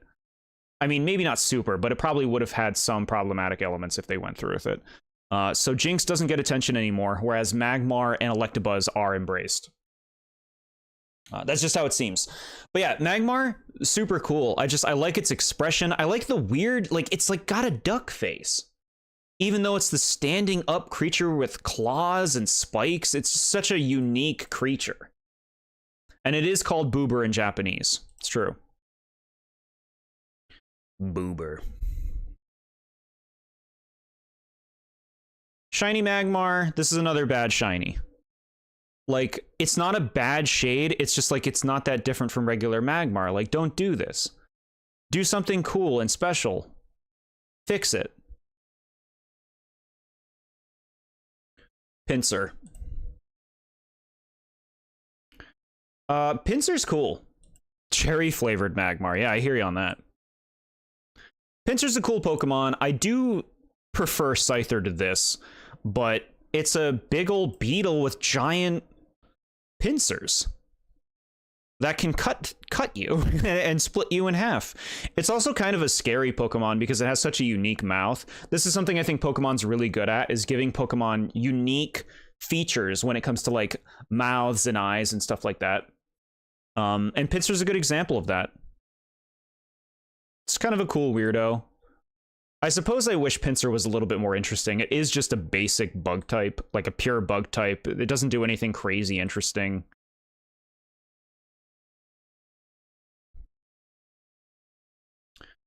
Shiny Pinsir, not bad. We got like a kind of a bluish look going on. It's not the most attractive look, but at least it's a little bit different from regular Pinsir. Best Gen 1 bug, wow. Wow. Now we have to talk about this horrible thing they did to it. Oh, apparently they made no cards for it. I think this is one of the worst mega designs in Pokemon. You guys know I don't like a lot of megas. I think this is just like, you have no idea what you're doing with this Pokemon. Like, okay, so they're trying to make it like a flying beetle now. Now it's a stag beetle that flies. But why did you do this? Why did you do this to its arms? Why did you do this to its eyes? And like, you're not helping it by giving it this hover pack.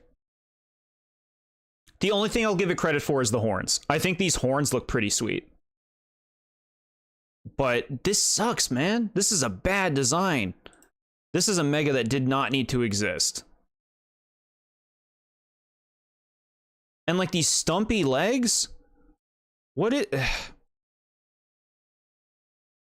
Back in my day, there was 150 Pokemon, old lady. Actually, there's 151 Pokemon. Nerd. Butterfree, best Gen 1 bug for you? We're talking best Gen 1 bug. I'm going Mega Beedrill. But yeah, this Mega Pinsir is completely unnecessary. I have no idea why they bothered. You like it. It looks menacing. It does look... Okay, it does look like it's going to kick the crap out of something. But I don't like that. Because I like friendly Pokemon. I don't know. I think design-wise, it's just so sloppy. It's just a weird idea. A weird idea. Check out the shiny. The blue actually looks pretty nice here. I like the green eyes in combination with the blue, but I mean, it's still on this base design, which I'm not a fan of.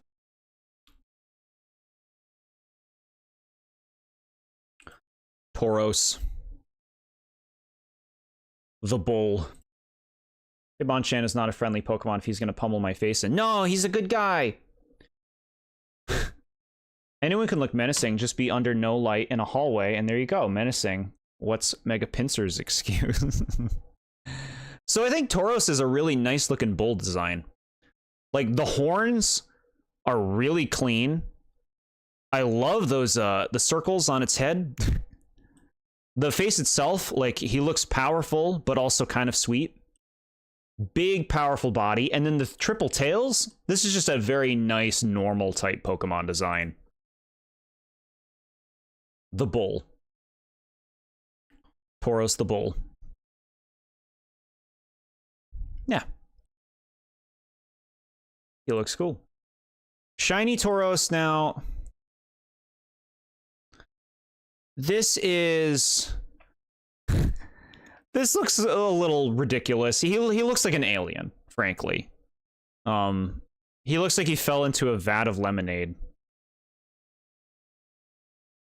It's not very natural. Tauros was OP in Gen 1. Why? Because he was fast. Ash catching like 30 Tauros. He was a shiny hunter back then. Mountain Dew Tauros. Yeah, I hear you on that. So we gave our 6 favorites, our cutest, and our least favorite. Are you going to share yours with us? Absolutely. I'll be going over mine before we go over all yours, so that we see what meets up. Spoiled green bull meat. Yeah. Now, Tauros was given several new forms in the most recent generation. Paldean Tauros exists. Now, here's the combat breed is what we're looking at here. This looks really nice. A black Tauros, like, they know what they're doing. They know this is appealing.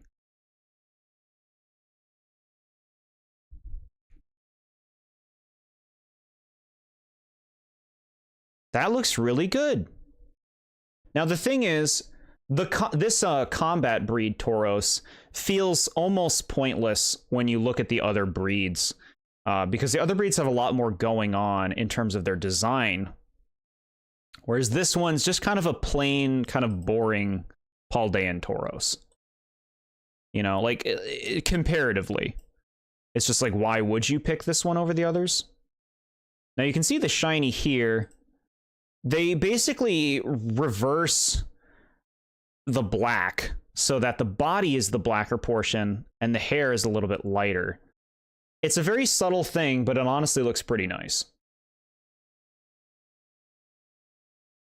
This brings us to Blaze Breed Tauros. Absolutely gorgeous. Look at that design. Twisting the 3 tails into a braid. And just the way the mane looks on top of the new color palette. This looks phenomenal. Like, what a transformation for Tauros. And that's not to mention this shit. When it gets mad, how it can light up its horns to create like a fiery effect. Yeah, don't stop doing that one. Stop doing that one. There it is. That looks so good. Thought the orange spots on the mane were eyes. No. But yeah, love this. This is like such a slam dunk variant for Tauros. The thing is, it is kind of that thing where it kind of like makes regular Tauros and the combat breed Paldean form like less appealing in comparison. It's got a bit of that invalidation thing going on, but really nice. You gloated about his twisted tail and showed it off like 6 times. I was trying to get the horns to do the thing. I've seen something going around a little bit. New Pokemon games called Winds and Waves. I don't know if I believe it or not. I've seen that too. Yeah, who knows? I guess we'll know when it happens. So here, same thing with the shiny. This one looks really good. Where it's like black body and then lighter color on the hair. Looks really nice. That thing pops. Then we have the Aqua Breed. So you gotta have a water one if you have a fire one. Now, I do think this is easily not as cool as the fire one, but this one's still an idea. So the tails are connecting in a weird way again, and the horns are different, and this hair is different. It's interesting. It also does a thing where it glows blue. I don't dislike it, but I do think, again, the fire one just tramples this thing. It just tramples it. But it's still cool. It's still cool that they did that. And then, of course, the shiny, same thing that the other ones did. Looks very cool. The black body. Time for Magikarp. Magikarp is pure classic. As you can see here on his model, they make Magikarp flop around, unlike other fish, which they make just float in the air. They're trying to sell how Magikarp is weak and pathetic. He's supposed to be a very pathetic, useless Pokemon. Honestly, really nice design, though. Just for, like, a fish. Good colors. I love the crown crest. Like, you're selling the personality on this. Tauros with its fire typing, you can say that was a Red Bull. Yeah. Magikarp is cool, but it's all about sticking it through with Magikarp. Magikarp is common and useless, but you stick it through so that it evolves into something totally different that blows your mind. Gender difference. The whiskers change colors. The males are yellow like the other parts, and then the females are white. I will say I prefer the yellow. I feel like it pulls the colors together better. Useless Pokemon, and Luvdisc is right there. Shiny Magikarp is cool. It's cool to get a gold version of like a Pokemon that's supposed to be lame. You know? That's cool. That's a fun thing to just play with expectations and stuff. And now, most people's first shiny Pokemon, Gyarados. Magikarp evolves into this immaculate design, Gyarados, which they really fucking went for. Like, this is one of those designs you look at Gen 1 and you're just like, how did you get it so right so immediately? Look at this thing. A giant water serpent. Huge body, this awesome crest, the expression, the ferocity. Remember the episode where James got scammed? Yeah. Mm-hmm. The anime gave Gyarados purple eyes instead of red. I don't know which one I prefer.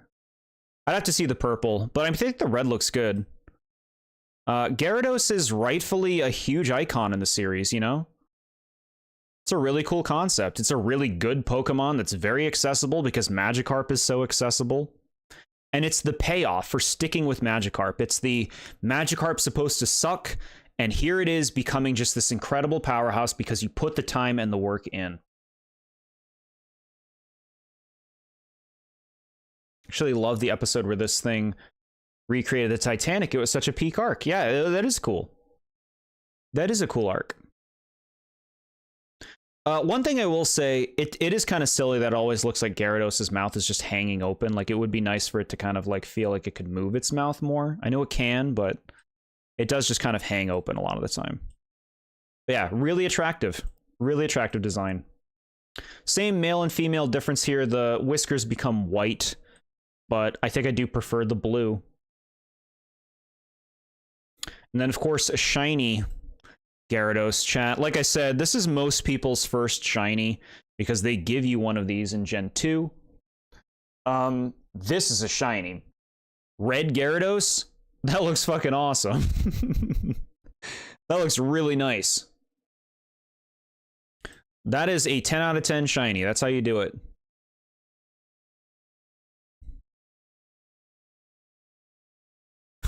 Look at these stupid cards. They only have shiny versions. You didn't catch it in Crystal. No. So Mega Gyarados is another Mega that is a clear step down from the regular design. You uploaded the purple Gyarados on Discord. Let me see. Okay, looking at these pictures, I would say I gotta go with the red eyes then. It's just a stupid Alakazam meme. So Mega Gyarados, I think this is a clear downgrade. It changed from like a water dragon to a big shrimp. It looks like a bloated shrimp or something now. The long whiskers are really cool. These fins right here are pretty cool, but like the actual form itself just looks kind of dumb. You know? Just looks kind of dumb. So another clear downgrade Mega. Could be worse. And of course, the shiny. Let's take a look.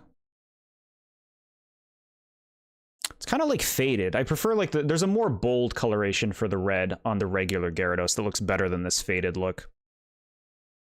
Shrimpados. Yeah. Lapras. Lapras is a very appealing design. Just like a big sweetie, you know? A big sweetie that ferries you across the ocean. Like kind eyes, adorable ears, cute little horn, can't actually do damage, and just like soft little things on its back so you can ride in safety. It's nice. Lapras is nice. It feels special. Lapras feels like a special Pokemon.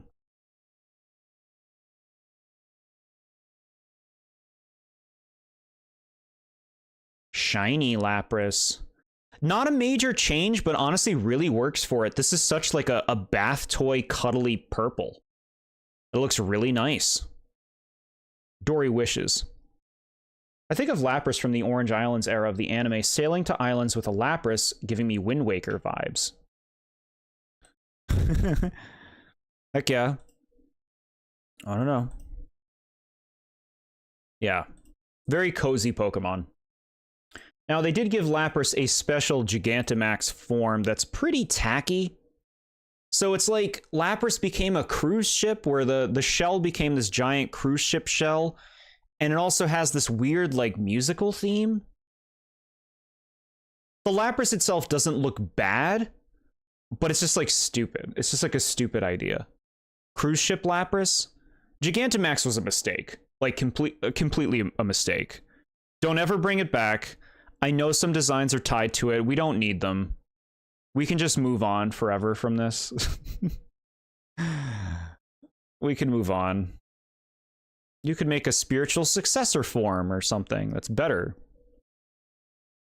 This form looks dumb. Clearly a last-second decision. They had to make one more design to Gigantamax. Yeah. Yeah, it's not very inspired. It's a pretty forgettable Gigantamax form, too. Shiny, of course, it takes on the purple. It's a nice purple. Ditto.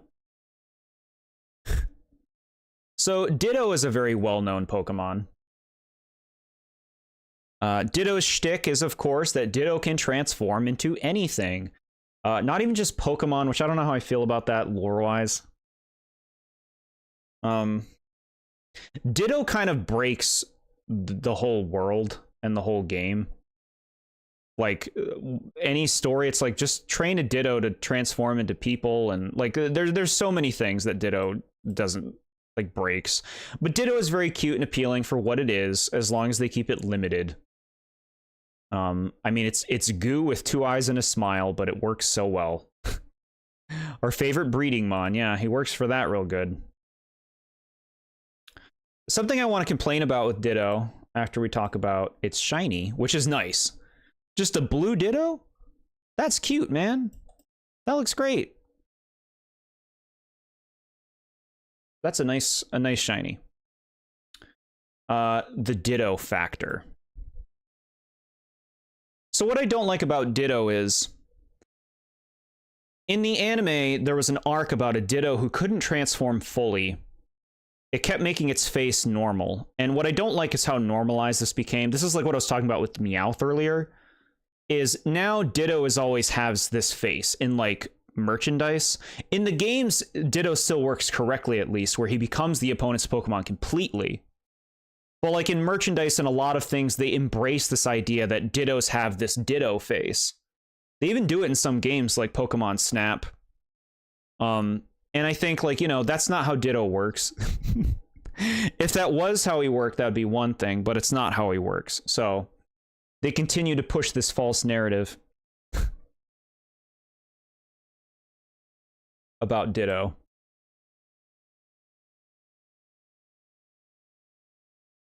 Okay. Chat, give me one moment.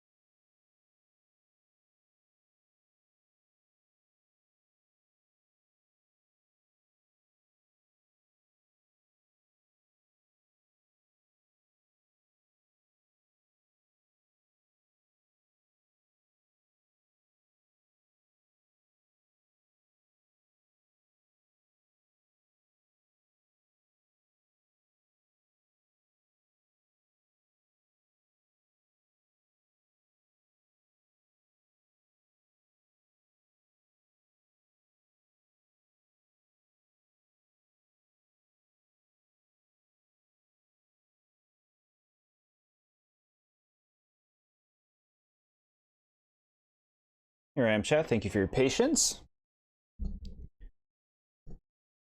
Okay. Eevee. Now, Eevee is a major icon of Pokemon, especially in this day and age. The popularity of Eevee and its evolutions has absolutely skyrocketed over time, making these maybe the most marketable Pokemon after Pikachu. If you're like if we're talking merch.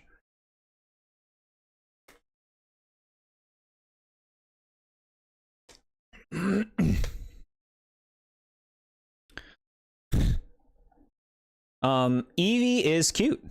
This is a good design. It's cute, it's simple. I like how much it looks like something that is basic in that it is something that looks like it has a lot of potential for a lot of different possibilities. Like cute mouth, cute little eyes, cute little ears, big bushy tail, a little doggy filled with possibilities. They're the second mascot of Pokemon next to Pikachu. At this point, yeah. At this point, yeah. And it's smart. It's smart for them to play up Eevee. There is a gender difference here. You might notice if you look at the tail, chat. It's very minor. But the female has like a smoother roundness to the tail, whereas the male is more jagged. Shiny Eevee's really nice. Just like pure white. It looks so special and rare. We'll be only going over 3 of those possibilities today, sure. Yeah, the white looks really good, honestly. Like, it's not super different, I suppose, but it's a take, and it works. It makes it feel special.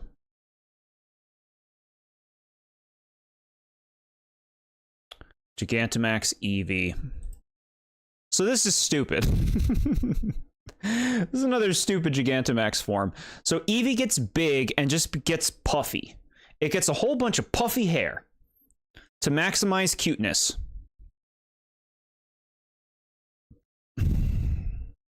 Stupid. Barely an idea. Barely an idea, and they put it in the game. I don't know, it gets big and it gets really fluffy and cute. And the turd clouds float around one of its ears. Okay. All right. Shiny Gigantamax. White, hey. Okay. It's time for the Eevee evolutions, or some people call them the Eeveelutions. Now, my glorious little glittery girl. Yeah, Vaporeon is immensely popular. And honestly, I think all of the Eevees have earned the right to be immensely popular. The designs are just so incredibly well done. So cute, so cool, so appealing, so like well balanced in terms of minute details.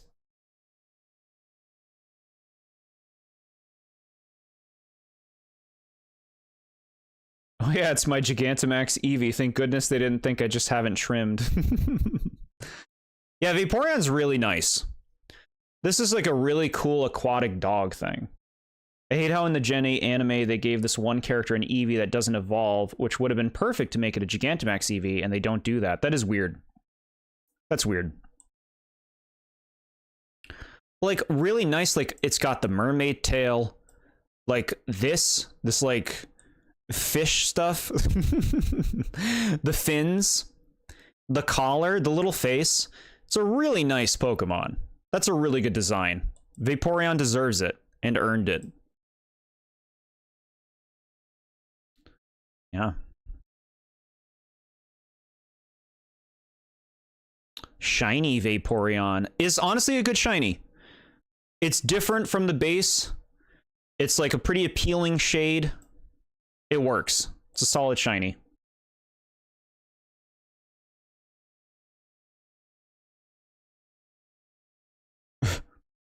Probably stanks like fish, but it's worth it.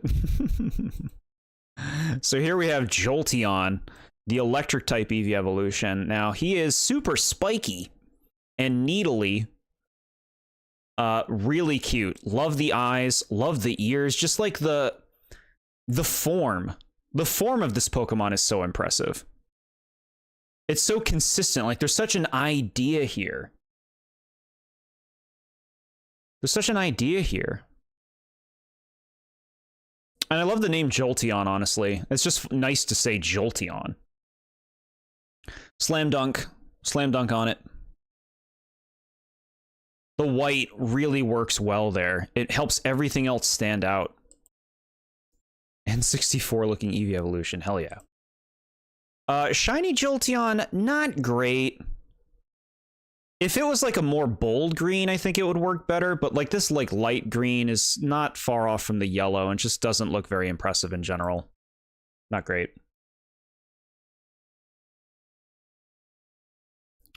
And Flareon, the fire type Eevee. Now, I think Flareon is very cute in being a fluffy little thing. I think Flareon kind of pales in comparison to the other two. Okay, maybe that's saying a little too much, but I guess it's just that Flareon doesn't seem to quite have the appreciation that Vaporeon and Jolteon do. At least from what I've seen. Flareon is very cute, but might be one of the most underappreciated of all of the Eevee evolutions, I would say. I love the big bushy tail. It's got a cute face. Nice, like, placement of the fur, and the ears look really good. But there is just something not as impressive about Flareon, I guess, compared to most other Eevee evolutions. Seasick Jolteon. Why is Jolteon a scam artist? Why do so many shinies look like Mountain Dew flavor? Yeah, there was an algorithm that designed shinies in the old days. And so it made a lot of them look similar. Yeah, so ultimate point, I really do like Flareon, but it does kind of feel like one of the weakest of the Eevee evolutions, both in design and in usability. Poor Flareon, the tragic member of the group, mainly the trio, it doesn't have good moves to use, and its stats is physically oriented, not specially oriented. Yeah, I think it's doing better these days. I believe it has options. Shiny Flareon, this is another bad shiny. That barely looks different. Like, you left your Flareon out in the sun. Come on, bro. Bad shiny. Ooh. Let's bring it over here. There you go, chat.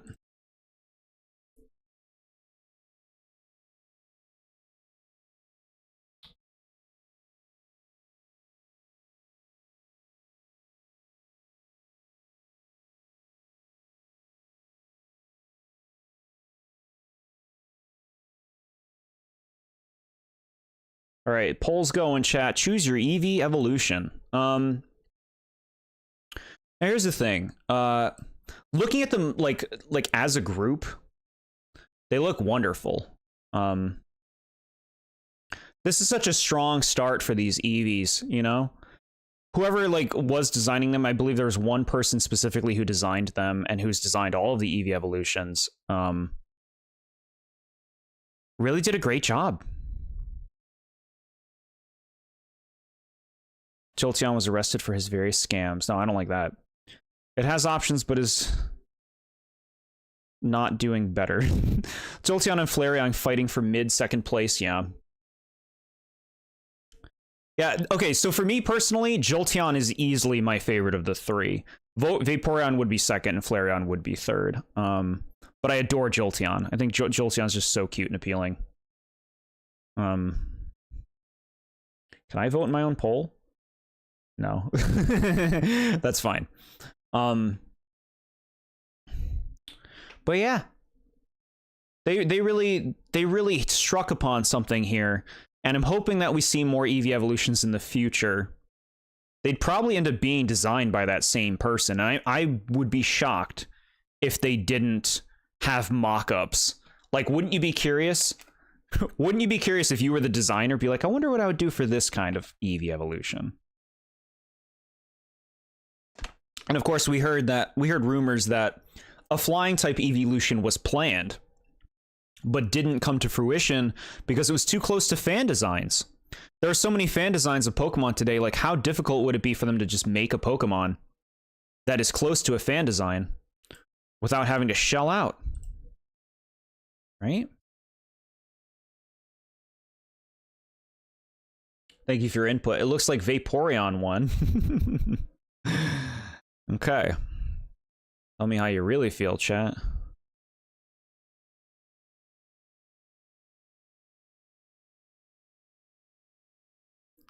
Porygon. Okay, Porygon is a very interesting Pokemon because it is virtual. It's man-made from the first gen, and it has such a distinct look to it. It's like so that time period of a virtual Pokemon. I really love it. I love the colors. I love the weird polygonal eye. Just the shape of its head and how its body moves. It's such a charmer.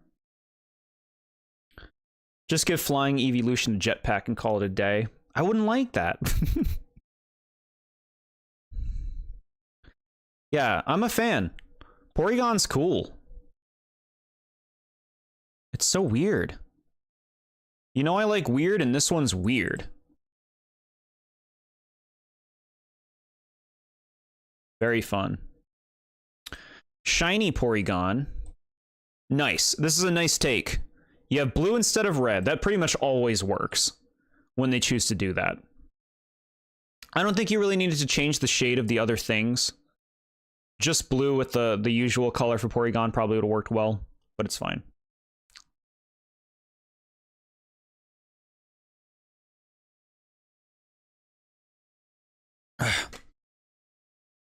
Okay. Chat, I'm gonna have no voice after today, just so you know. A duck. Cute. A virtual Pokemon. Which there's been a lot more man-made Pokemon since then.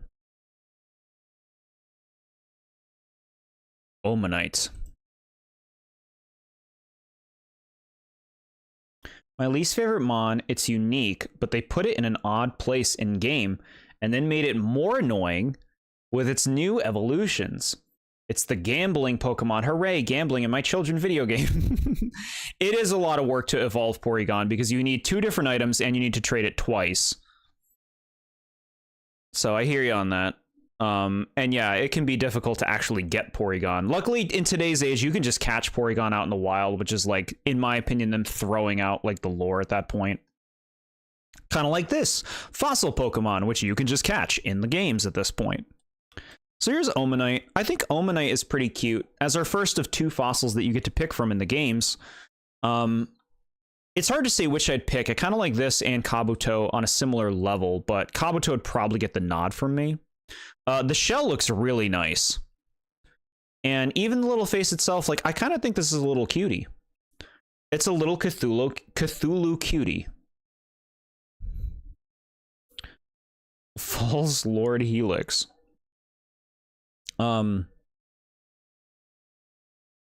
What's interesting is for their first fossil Pokemon, they made things like this.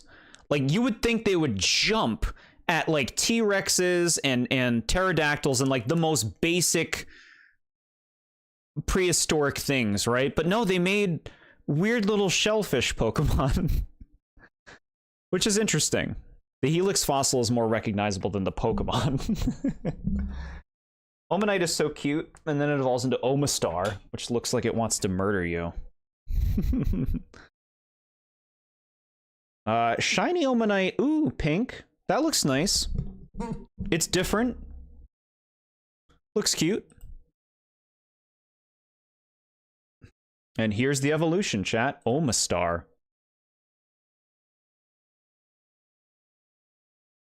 So I actually think Omastar is pretty cool. The shell has now has spikes on it. It's bigger. It now has a mouth, which looks pretty sweet. And then it has even more tentacles coming out of it, like it really is a creepy Cthulhu monster. I just think it's cool.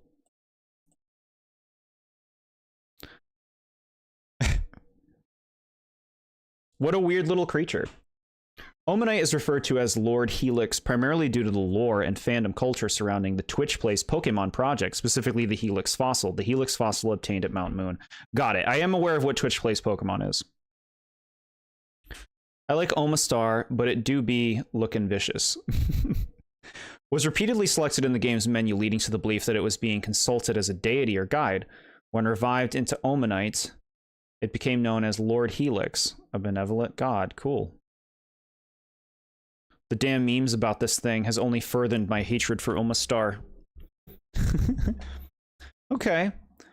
I mean, I could see disliking this thing. I like the weirdness, obviously. It's a very unique creature, which I think is cool. Shiny, it retains the pink, which honestly looks pretty good. It's different. Now here's your other option, chat. Kabuto. Kabuto, I think, is really cool because it's so creepy. It makes me think of a Jawa from Star Wars. It's like a little crab, but then it has these creepy little eyes and what'd you call these? Talons underneath. I just like how weird it is. It's so creepy. It really has like its own vibe that it honestly pretty much loses upon evolution. Lord Dome. Yeah, Kabuto's cool. It's a simple design, but like distinct personality, even just from the few components that it has. Ooh, green Kabuto? That looks good. That looks good. I'm into it. Kabutops. So Kabutops is such an interesting change for that Pokemon. It ends up standing on 2 legs and becoming like this crazy scythe warrior. Sour apple flavored? Hell yeah. I love how distinct and unique its head shape is. Like, there really is nothing else like it. I like how it looks like it's wearing armor. And just the overall form. This is a very appealing Pokemon. It looks mad dangerous. This is what I mean, though. It's like they made prehistoric Pokemon. They made stuff like this as opposed to like incredibly obvious things. Kabutops has the privilege of being your favorite fossil Pokemon. It's a good pick. I wish Kabutops was better. This is another Pokemon like you really wish they were a little bit better in the games. So you didn't feel like you would want to use them and they would just die over and over. Its ability is Battle Armor. Yeah, Kabutops just really unique looking creature. Reminds me of the Gouty from Cave Story. I don't know what that is. I know what Cave Story is. I don't know what the Gouty is. Oh, we already went there. Shiny Kabutops. We get like a lime green. I feel like the shade of green isn't as nice as the one that was on the Kabuto, but it doesn't look terrible. It's at least like significantly different from the brown. But you could do something better. And the last of the fossil Pokemon of Gen 1, Aerodactyl.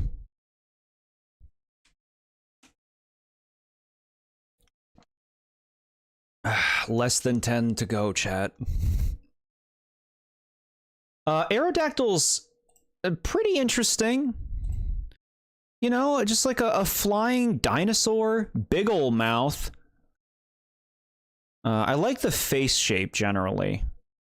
The wings look great. This is a very gargoyle-ish kind of Pokemon, which I'd like them to make more gargoyle-ish kind of things. The Devil Tail is also a nice touch.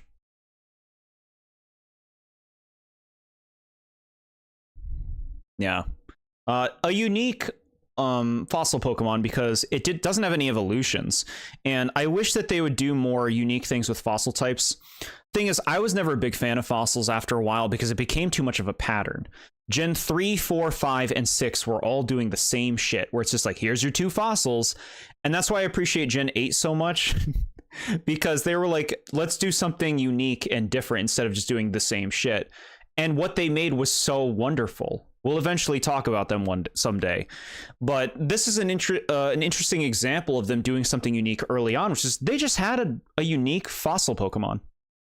You know? Here's your unique fossil Pokemon. 5 votes, all for Vaporeon. You'll love to see it. I would vote for Jolteon. Dracovish, the destroyer of universes. Yeah, those things are fucking mad cool. I didn't like how much of a pattern the fossils became. It's something I don't like about Pokemon is how much it becomes about patterns. I like it when it breaks the patterns. And something you see in a lot of fan regions is them following the patterns, and I think that that's kind of boring. Aerodactyl's cool. I love its name. It's a cool Pokemon. I guess the head could be a little smaller. Shiny Aerodactyl. Not a huge change here. We got like a pink body, blue underwings. Yeah, I wouldn't say this is very good. It doesn't look bad, but you can do much better than this. Mega Aerodactyl. So y'all know how I ranted about Mega Pinsir. This is another one of the worst megas in Gen 1. I think this is just like a complete bastardization of Aerodactyl's design. Like, the face looks so bad. Look at his face. That looks stupid, man. The rocks on, like, rock eyebrows and stuff. And the goatee. I think that looks really stupid.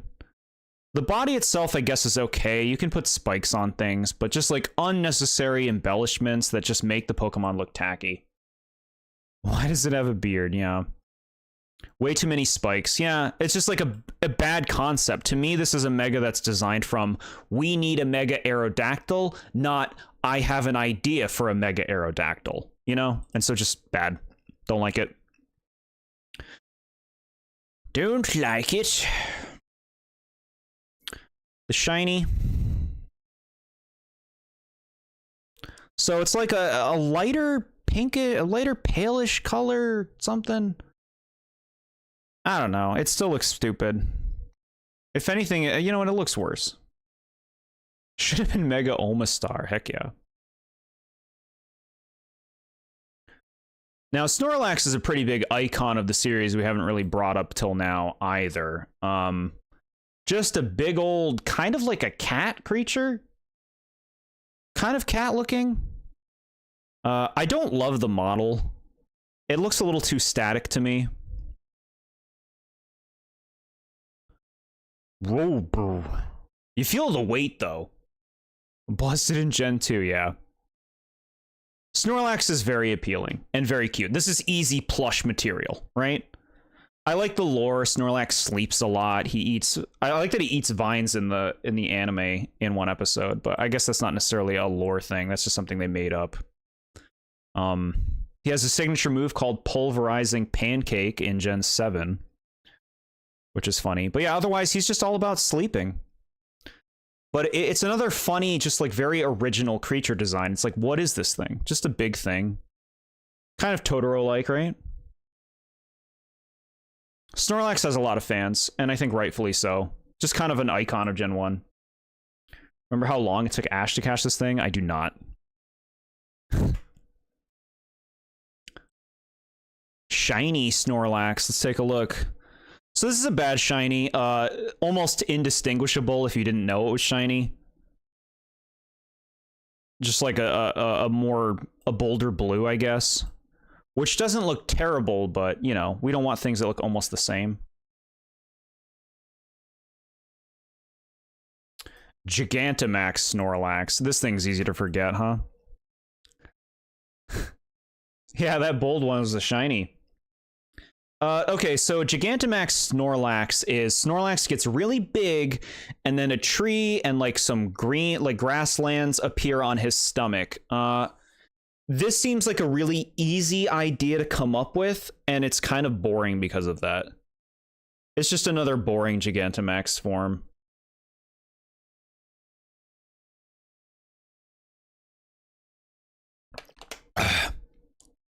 Don't worry, chat. My throat can make it through this. Exercise it. Okay. Shiny, barely different. Torterra too, yeah. Barely different, a little bit bolder blue. Yawn. It looks like the tree changes colors. That's nice. Yeah, it becomes like autumn colors. That's actually really cool. It rips off Torterra's evolution. Yeah. You good, bro? Oh, I'm gonna absolutely have no voice when we're done this today, but I'm fine. We can get through the rest of this. Articuno, chat. The legendary birds. Our first legendary Pokemon, and it is the glorious Ice-type bird Articuno. Majesty. Majestic. The legendary birds are all really good, just like basic design level in terms of how they play off of each other. Best legendary. This is a nice bird. The wings, the tail, the elegance, the colors, the crest, it's just like it's so good. It's so well done.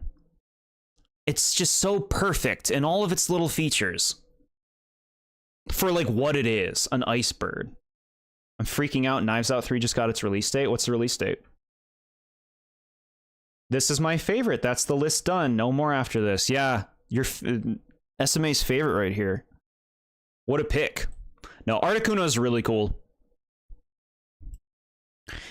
Legendaries in Gen 1 feel very very special. They feel very legendary in a sense. I love her gray talons. Yeah, it's a really clean design. Shiny Articuno, you can see here in the picture. So it's like a lighter thing. Now, it's not very different, but I do think it is actually very snow-like, which does kind of play to the theme. But they could also do something a lot more extreme. But honestly, there's something to like the simpleness of this shiny that kind of really fits Articuno, honestly. December 12th. Okay, still a while. The fluffy thing on her chest. Yeah, cozy. I surprisingly don't have a ton of legends in my favorite Pokemon, but I do love Articuno. Cool. Her wings and her tail are majestic. Yeah. So it's time for us to look at the other Articuno, which came along in recent times, which, for me personally, chat, is an even bigger improvement over regular Articuno. Like, I like regular Articuno, but Galarian Articuno is absolutely dripping with Riz. They want to torture me by making it come out at the end of the year, yeah. Look at the the absolute, like, ego on this design. Her crown's a nice touch, fitting for the queen that is Articuno. I kind of see what you're saying there. You could see it as a crown. Now, I adore this. It is now a psychic flying type. Look at the way that its tail just motions, its face, its wings, how it carries itself. It's just so cool. Dripping with Riz. I'm trying to flex my vocabulary. Look at this thing. I think it's really cool. Like, what a cool form for Articuno. It's so cool that they gave the birds regional forms. Hell yeah. That glowing? Yeah. Galarian Articuno is very cool. I think I would give it the nod over regular Articuno, for me personally, but I understand people who prefer the original. I understand it. And then the shiny it goes for like regular Articuno colors, which is a cool idea. It doesn't look bad. It looks a little silly on the eyes. Best bird, best Galarian bird. Appreciate it. I love Articuno. She's a nice icy cold blue color with her red eyes. Blue for the longest time was my favorite color before red and black. Good reasoning. So the second legendary bird is Zapdos. You know, it's the second one because Dos is in its name, and Articuno's has Uno in its name. You get all that, Ghost? You writing it down? So what do you think the third bird's gonna have, Ghost? Can you put it together? Okay. So Zapdos goes for a whole different thing than Articuno. It's all about sharp. It's all about being sharp. It's got a big old beak. I love this like black and yellow depth that it has going on to how its wings look and play off of each other. Just like really nice. Like that same kind of appeal that Jolteon has. Quattro. Yeah. Zapdos, for the standard legendary bird, Zapdos has always been my favorite. I like that it looks kind of silly. I like that it kind of reminds me of Big Bird. I'm frantically writing it in my notes. Good. Yeah, Zapdos is super cool. The black and the yellow, it's just like such a sharp bird. It's so perfect for an electric bird. Just like perfect design. It doesn't need anything more. Shiny. All right, hear me out.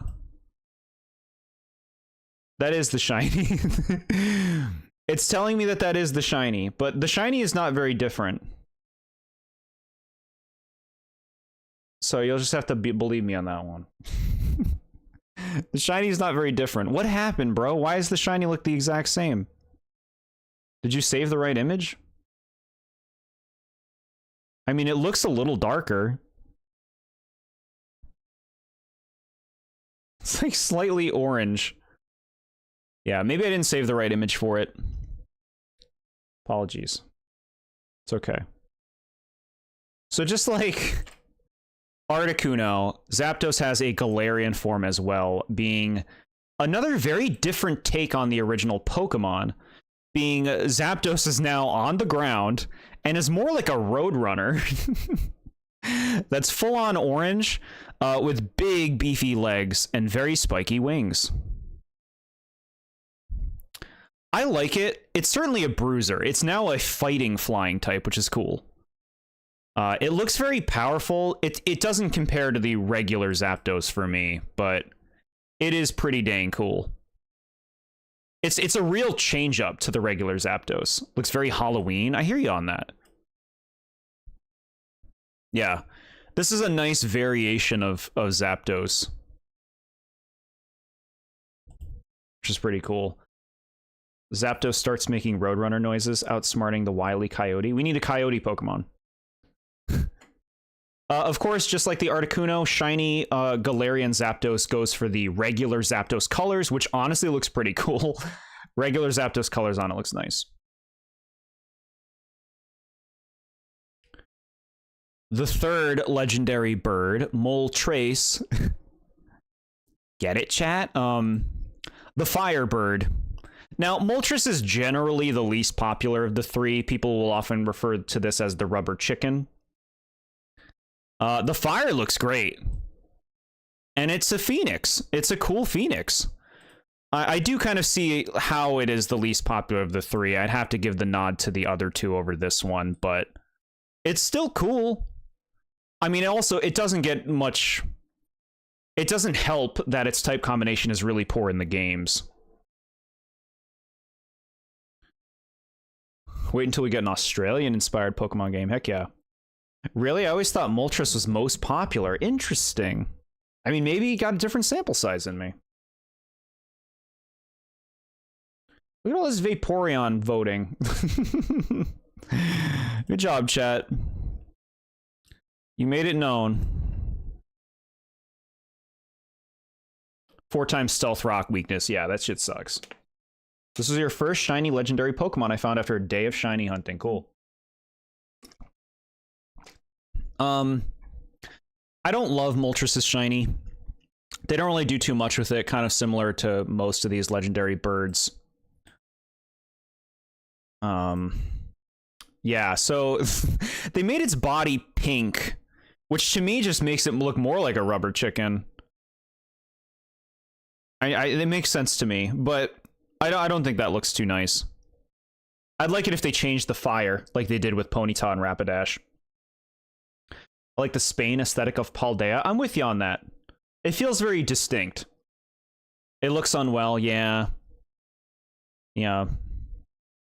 And of course, like the others, this gets a Galarian form, and holy shit does it ever, chat. Look at this fucking thing. Oh my lord. Like, you could just, like, look at this. Like, and stare at it. Stare at its wings and its flames. Absolutely beautiful. What a take. Moltres has become a dark flying type as opposed to fire, and it's just like so malevolent looking. Woke up Thanksgiving morning, went to work looking for it. Got it not too long into my hunt. I was at my family's place when I got it and woke them all up, pissing off everyone. Wow. Looks like a completely different Pokemon. Yeah, honestly, yeah. This looks nothing like Moltres. But like, look at the face. Like, look at just the shape of the beak, the look in its eyes, that flowing like feather hair or whatever it is, and just the ultimate like color scheme of the red and the black. Absolutely gorgeous, gorgeous, gorgeous.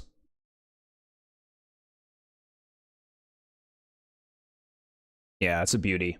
Fits Galar well. I hear you on that. Like Galarian Linoon, yeah. Yeah, really, really incredibly appealing. So as far as the Galarian forms go, I'd actually give it to this, even over the Articuno that I gushed over. Just incredibly cool. So just like the other ones, the shiny is Moltres colors, which looks interesting, kind of silly on this thing. But it's a take. It could be worse. It could be much worse. Ooh.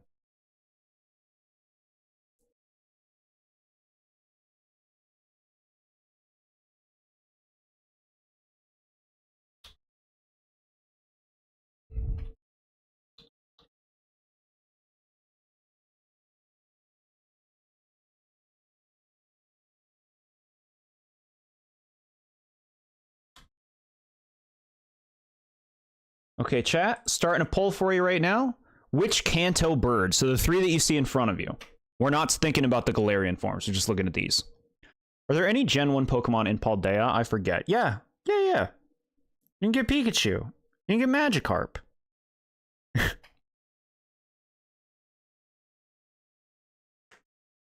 Articuno sweep? Is that going to be another sweep, chat? How's the votes looking? I got 2 for Articuno right now.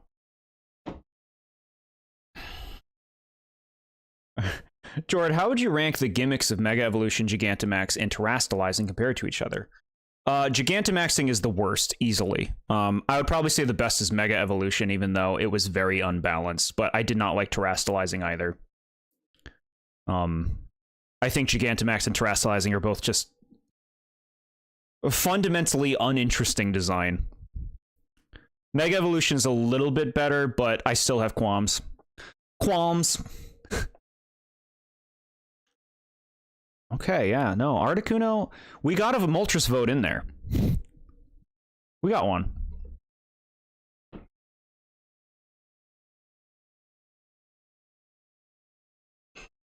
No love for my Zapdos? I would pick Zapdos. I'd pick Zapdos, chat. Well, that's okay. Good job, chat. Now take me here.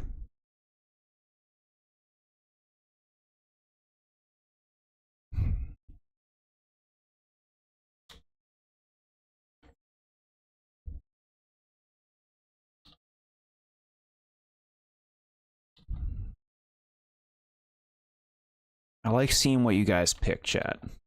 Thanks for bearing with me for typing this stuff in. New polls up. Which Galarian bird, chat? Is this still the Articuno sweep? I mean, it wasn't a sweep.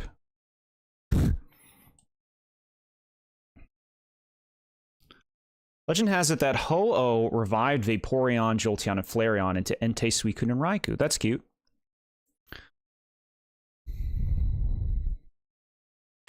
Moltres sweep. We got the Galarian Moltres appreciation going right now. Oh, hell yeah. 3 votes all for it. Very nice, chat. Very nice, chat. That'd be my pick, too. It's a nice-looking design. All right, we can finally move on from these birds. Not many more to go, chat. Dratini is next. I always thought Ho was Gen 1 because ass shot in the anime. Yeah. I think it's really cool that it wasn't. So, Dratini is insanely cute. Look at this thing. Hold on. There it is. Look at this thing, chat. Dratini is so dang cute. I just love it. Like, for a dragon. They didn't make a dragon. They made a serpent. They made a cute serpent, and they called it a dragon. Catching Dratini is annoying. In Gen 1, yeah. It's a rarity, but look at how worth it is. Like, isn't it just so magical? I love Pokemon that feel like very fantasy. And this is that, man. The eyes, the sweet little eyes, the ears look really cool, and just the simplicity of its overall design. You guys know I like it when they put like a dot in between their eyes. Yeah, Dratini is way too cute. Checks out, they made a dragon and called it a lizard. Yeah, Dratini, the Dratini line, this and the 2 things it evolves into are the only dragons in the original Gen 1 games. You could only get these. They were super strong, but they were very rare and hard to find.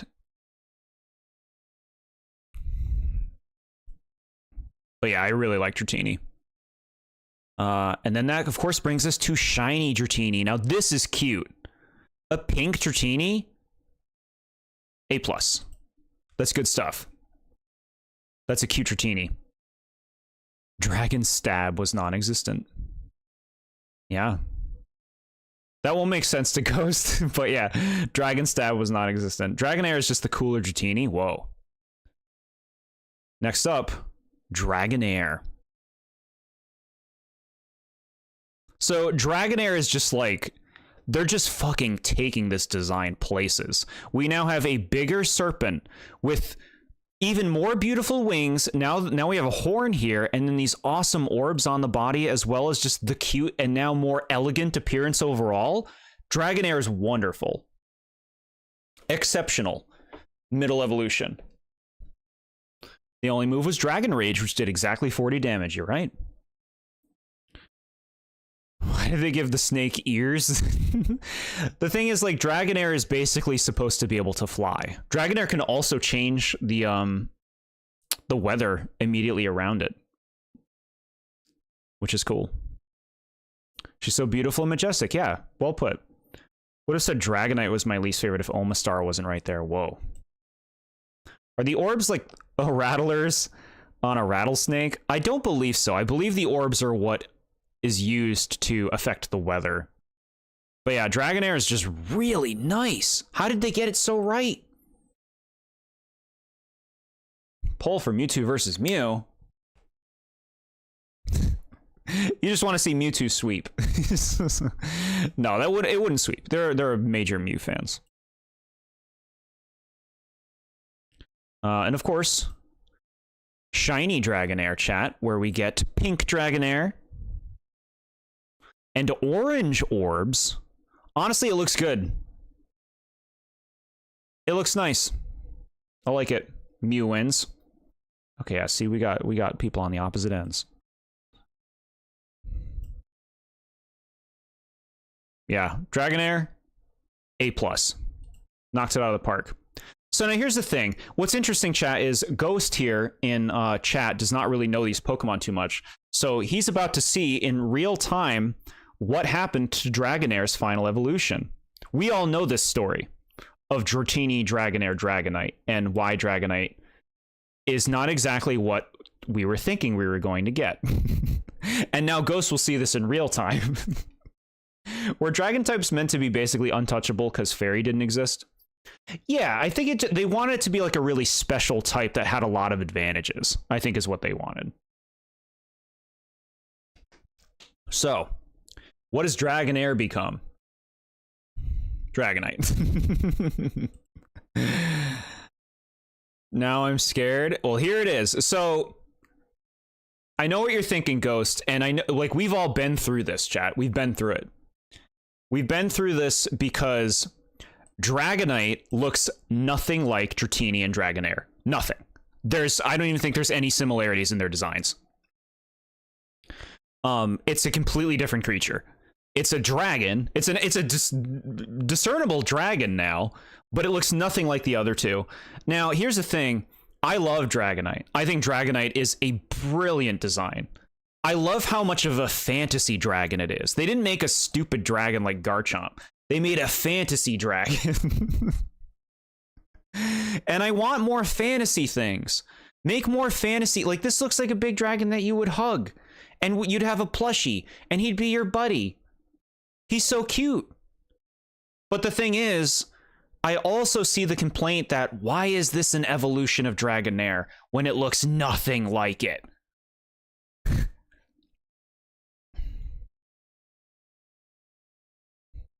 They turned him into a ripoff Barney the dinosaur. What did they do to him? He's not even the same color. I hate it so much. He's not even a snake. Yeah, so the thing is, I'm fine with this because I love Dragonite. I'm used to this. I've known this for over 20 years now about this line. So I'm used to it. To me, I just see it as like a weird fantasy kind of evolution where like Dratini and Dragonair just kind of like blossom into this mystical creature. Whoever designed him got fired. Dragonite's insanely popular. Dragonite's also one of the strongest Pokemon from Gen 1. A lot of work to get, but just like, look at it. So cute fantasy, cute face, cute little wings, big doughy body. The right kind of doughy. I like it. I'm with you, Callie. Callie, I'm singing its praises. I'm singing the praises of Dragonite. I think Dragonite's super cool. But I totally get the complaints that it is like, what did you do with Dragonair? Like, why wouldn't you have Dragonair have an evolution that's more like that instead of just giving you something completely different? So I get that it does disappoint people who were a fan of what it was previously. But, yeah, I don't know. I love Dragonite, man. What is the wrong kind of doughy? I think we both know the answer.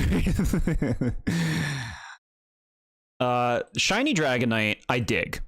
Because it goes for the fantasy element. Kind of like what we saw with Charizard earlier.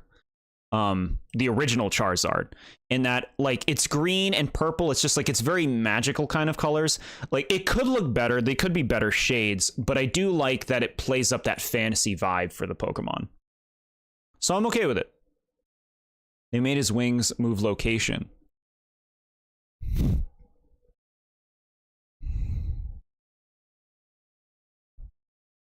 Oh, but it's sick. Dragonite better than Salamence? 100%. 100%. But I'm not a. I don't really love that. I don't. I'm not in love with Salamence. If you think I'm gushing a lot today, chat, wait until we review Gen 3. and you hear me dumping all over your precious Pokemon. Did his wings grotesquely move down his body? No. That's just where they are. Okay, it's time for this one. Bro, look at the artwork on this card. In the center? Holy shit. Get that framed. You're in shock right now. Goodra better than all of them? Goodra's cool. I'd give Goodra the nod over Salamence. Garchomp better than everyone.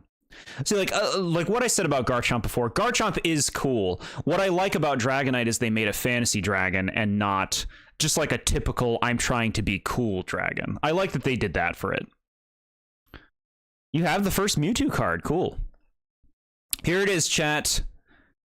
It is Mewtwo. The most well-known Pokemon after Pikachu and Charmander, probably. Playable in Smash Brothers, and possibly the coolest legendary they ever made conceptually. How did they get it so right so immediately? Look at the design on it. It's just like this strange creature, alien creature, like generated from Mew DNA. 0 out of 10, it's not Napalm. Giant tail. This fucking thing coming out of its neck, this like cord.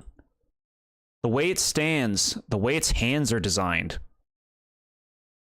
Also playable in Pokken, yeah. Just an absolute psychic master. Treated as the strongest of all Pokemon in media.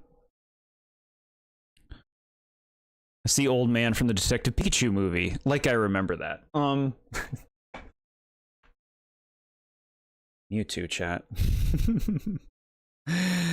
Something I will complain about is I actually do not think that this model that we're looking at, the 3D model in the game, looks great. I feel like Mewtwo's model in Smash looks much better than the model we're looking at. Hello Yellow is cool. We're going to be getting to the community submissions. As you can see, we're at number 150 right now.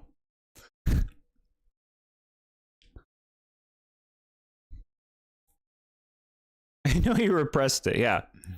Yeah, I do think Mewtwo's model looks a lot better in Smash, but Mewtwo is still Mewtwo and is still insanely cool. We love it. They knocked it out of the park with this legendary design. The intensity, the alien-like quality. He's who everyone wants to be. You were asleep, that's okay. There's 151 and more to see. To be a Pokemon master is my destiny. Yeah, we'll be doing more of these, chat. And the other ones are not going to be as big as this one, except maybe Gen 5. But even then, none of the other gens are going to have the amount of forms that Gen 1 has had. But yeah, Mewtwo, super effing cool. Shiny Mewtwo is green, which is a take.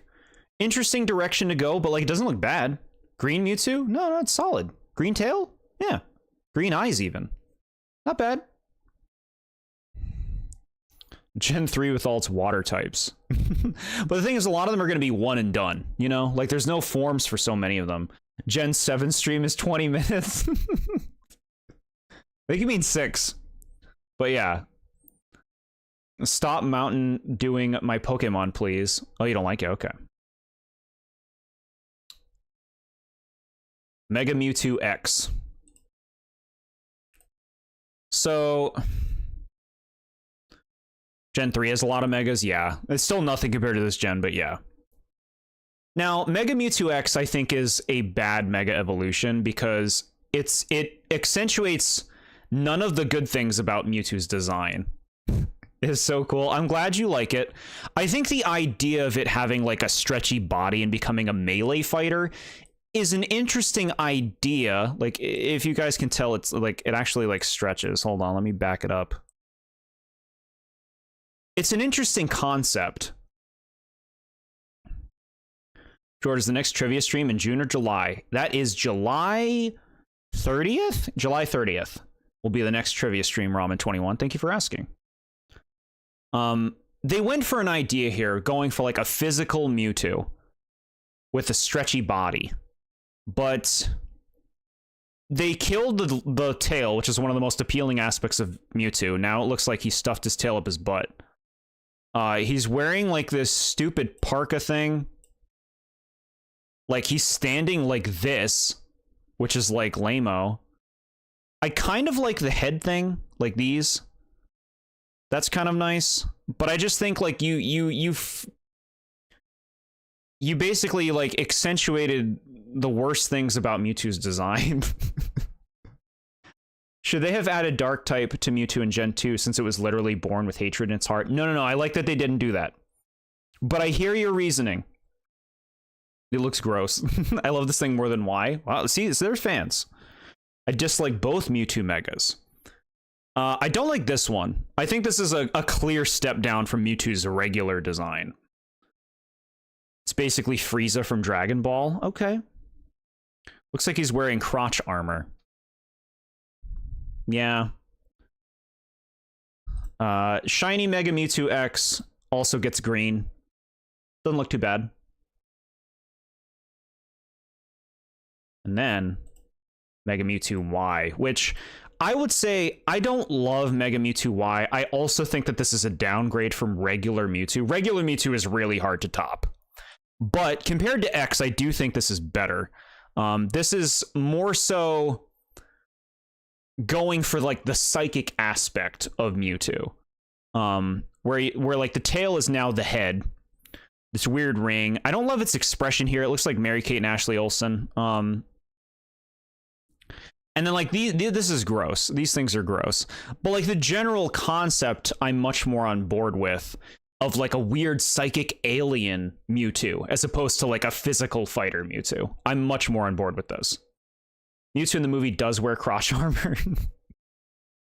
Why does Sonic, Pokemon, Dragon Ball, and Kirby all have a character called the Ultimate Life Form? Just easy way to get the to get people invested.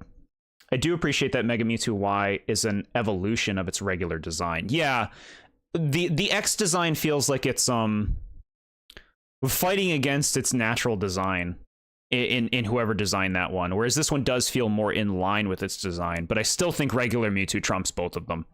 Stupid looking thing with Jesse's hairstyle. You don't like Jesse's hair? I like Jesse's hair. Yeah. But yeah, still Megas that are downgrades from the original design, which is the case with a lot of them. Mega Mewtwo X is more of an evolution for Mewtwo. To me, it's just like they went another direction. Like they made it physical when it had nothing to do with being that. It's just strange, but teach their own. Some Megas like Charizard Y and Mewtwo X were obviously designed second. Yeah, we were talking about Charizard Y earlier and how it was so like just like made for the sake of making another Charizard Mega, when Mega Charizard X was more than enough to suffice. Why do only Charizard and Mewtwo get the rights to 2 Mega Evolution? Yeah, it was complete fanboying on their part, which is lame. Mewtwo and Charizard get doubles, but nobody else does. Lame. Lame. That's why people dump on Gen 1, because they play favorites. Shiny Mega Mewtwo, green. Green looks good. Charizard through the paper shredder. One more Pokemon, chat, and here it is. Y'all know this one? This is called Mew. Mew's cute. Mew's real cute. Give me 3 Mega Ambipoms. So Mew is what Mewtwo is based on. Mewtwo was created from Mew's DNA. Mewtwo has the DNA of all Pokemon in its body. It is a curious, sweet little thing that is very cat-like. And it's adorable. And it works in its adorableness. This is the first mythical Pokemon that we're talking about, chat. Believe it or not, there is a distinction between legendary and mythical Pokemon. Mythical Pokemon are Pokemon you, at least originally, could only get from events. Happy to see you guys loving the Mew. Yeah, Mew's super cute. Mew's a sweetheart. I used a Mew in my red version team. Very cool. Shiny Mew is blue, and that honestly looks really nice. Blue Mew? That looks good. Don't mythical Pokemon not count towards the Pokedex? That is generally true, yeah. I like how they were able to make a fetus cute. Yeah. Cotton candy colors, there you go. Wasn't there a whole myth that Mew was hiding out of bounds under a car? That was a myth. That was a myth. Do you subscribe to the theory that Ditto is a fake clone of Mew? No. No. I don't subscribe to most theories. And I think that's the lot, chat. Don't look at that. Don't look at that thing. Okay, so we're going over to this now.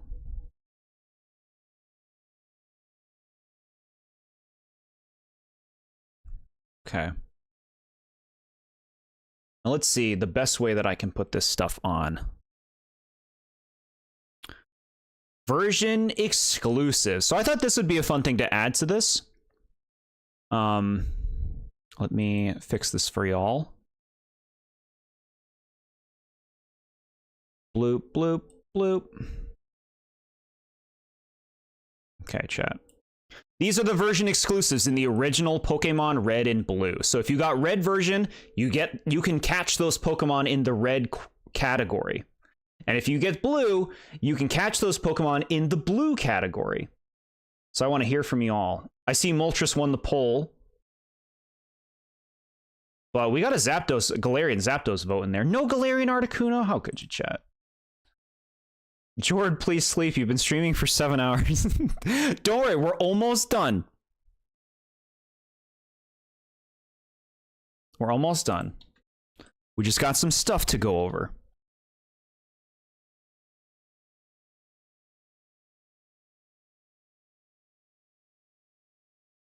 You voted Zapdos. Very cool. Yellow is cool. All right, here's the poll, chat. Which version are you getting? Which version exclusives has the better selection? I'm on Team Blue. It has my goat Sandslash. How do you feel about generic animal Pokemon? I'm fine with them. Oh, I'm fine with them. I'll be leaving these videos up. If you're interested in hearing like my thoughts on all the Pokemon we went through, I'll leave it up. Thorough thoughts on a lot of designs. I'm surprised to see Blue getting the hits. To me, this is an easy red pick. For me personally, you got Vileplume, you got Arcanine, you got Scyther, Primeape, even Arbok and Electabuzz. It's just like all hits. Whereas the other one, you know, they're all good too. They're all good too, but like I feel like they're not as exciting for me. In spite of me liking Primeape and Vileplume more, Blue does have better stuff. Wow. Red is way better. Ghost gets me. Victory Bell, Sandslash, Meowth, and Ninetales. Yeah, no, that's a strong lineup. You're right. I prefer Red, but I want Victory Bell over Vileplume. Oh, that's rough. Do you think Ekans and Jogging would be as iconic without the anime? The hell are you talking about? It's not iconic to me, apparently.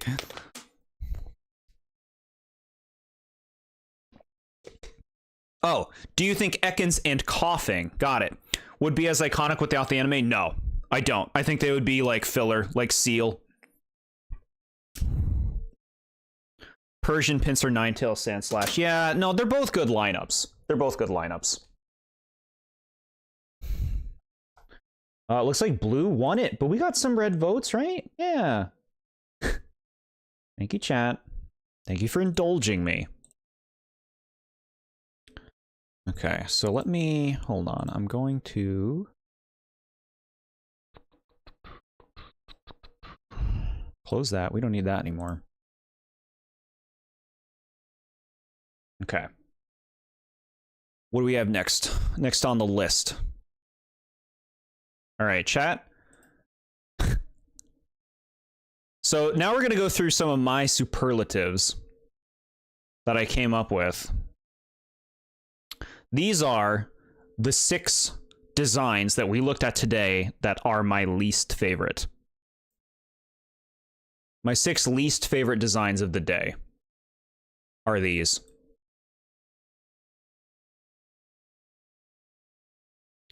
Primeape and Persian aren't exclusive in Fire Red and Leaf Green. Yeah, they changed it later. Remember how you thought it was only going to take 2 hours? That was adorable. Thank you, chat. So, my 6 least favorite designs that we talked about today, as you can see, they are all forms of Pokemon. 4 of them are Mega Evolutions. And 3 of them are Mega Evolutions, and 3 of them are regional variants. In all of these cases, I think these are downgrades over the original design. You love Mega Aerodactyl and Mega Pinsir. Yeah, I blasted both of them, as well as Mega Kangaskhan. I think that they're just complete downgrades from the original design. That feel aimless to me. And as for the Alolan forms, like, just less appealing than the originals. Why did you dislike Mega Kangaskhan? Because it's just the baby coming out of the pouch, and then they make the baby grow up and look uglier. They make it like this like teenage brat baby, and then after the Mega Evolution ends, the baby supposedly goes back in the pouch. Like, the whole thing makes no sense. I just, like, the concept is stupid to me, I guess. And I don't like the design itself. Yeah, so these are the weakest. I actually originally had Mega Mewtwo X on this, but I took Mega Mewtwo X off and put on Alolan Graveler. Jord calling babies ugly. Mega Aerodactyl looks like my grandpa. Whoa. Fair enough, yeah. But I ended up taking Mega Mewtwo X off because I'm like, you know what? I think they're actually trying something with the stretchy limbs. So I put Graveler on because I just think Graveler's so like nothing. As like a regular Graveler, I don't think is exciting either, and this one's even worse than that. The Golem, like, it has a cool idea with the back cannon, but you also lose like the simple appeal of Golem, and then the stupid hair trio.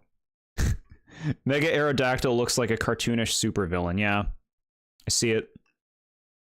So these are the 6 weakest. I like most Pokemon designs, so this is how it came down. Do you like the concept of regional variants? I do. I think it's a great concept, and I think most of the time it's done really well. And here's the thing, and I've said this before, I said this multiple times during this review. I am fine with not liking Pokemon. I am, like, these 6 in front of you, I wouldn't want these to go or anything.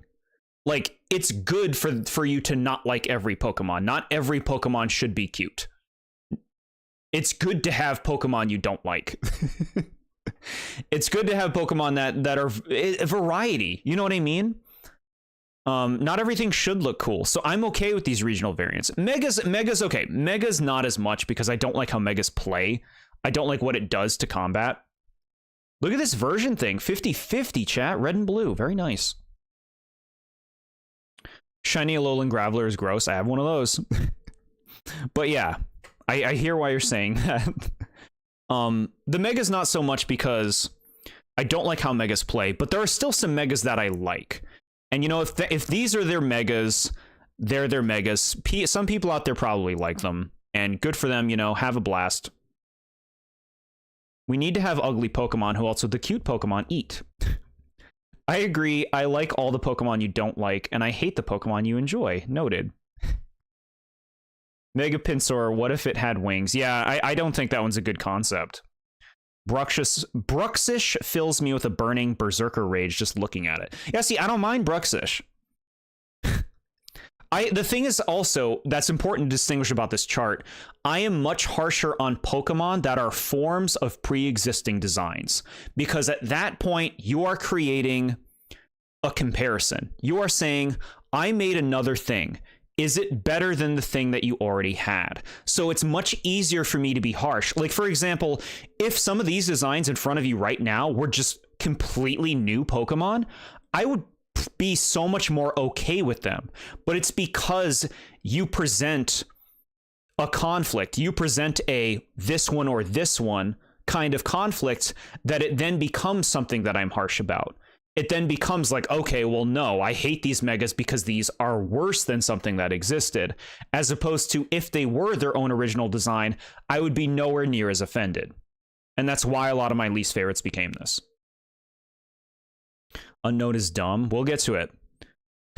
I can't wait until we get to Gen 4, because I think that Pokedex is overrated and relies too much on cross-generational evolutions. I actually have a lot to say about that. I think Gen 4 is really weak when you take out the cross-generational evolutions. We'll talk about it when we do Gen 4, yeah. But yeah, so those are my statements on all this. Those are my least favorites. Now let's move to my next superlative. My 12 cutest Gen 1 designs that we looked at today. There's a lot, like a good amount of cuties, you know?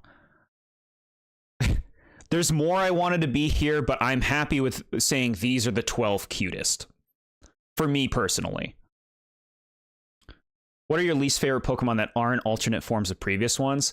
At that point, we're going to ones that I just find boring, which would be like Geodude, Graveler, Machop, Machoke, Machamp. Yeah, it would be like those if we're talking like not forms. Which I wasn't super kind to them in our reviews of everything. This is my list, but add Mew and Slowpoke. Yeah. Yeah, there's a lot of cuties. A lot of cuties. Weedle, like I love Weedle, man. I dislike at least 2 of these. Wow. I think they're so cute. They're both fire types. Okay, understood. Look at my baby Bulbasaur. Yeah. No Starmie, 0 out of 10, worst streamer ever. This is just the cutest. I wouldn't say Starmie is cute. Starmie is more so elegant. All right. No Articuno. Same thing. More so elegant. Okay, so now we move to... These are my 12 favorite designs that we looked at today of non-fully evolved Pokemon. So, things that could still evolve further. These are my fave designs. Some nice stuff here. Staryu showing up, hey. Like how Bulbasaur did not move any spaces. Yeah, because they are in numerical order. Sorry, chat, I should have specified. These are in numerical order. Do you agree that middle stages are usually weak? No. Design-wise, no. I have several of them on this image right here. There are a lot of middle evolutions that I dig. Yeah. So yeah, I gave a lot of praise to these Pokemon throughout these reviews.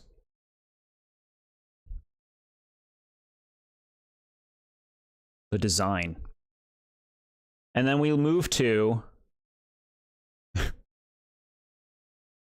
my 12 favorite fully evolved Pokemon. Blue is leading. Yeah, red take the lead. Heck yeah. I thought this was favorite to least favorite. No, yeah, they're in numerical order. Hot take, Sword and Shield was the best game. I enjoy Sword and Shield. I see that it has problems. I don't know what I would call the best Pokemon game. So these are my 12 favorite fully designed Pokemon that we looked at today. Now, this is basically like, when I use Pokemon, my Pokemon are fully evolved, you know? Generally. I don't really use Pokemon that aren't fully evolved. And so, if I'm like choosing a Gen 1 team, it's basically from the selection in front of you right now. Tauros looks so much better in black. Yeah, gave a lot of credit to that one. Should have all Starmies in the list. Close runner-ups included Alolan Ninetales, really nice. Alolan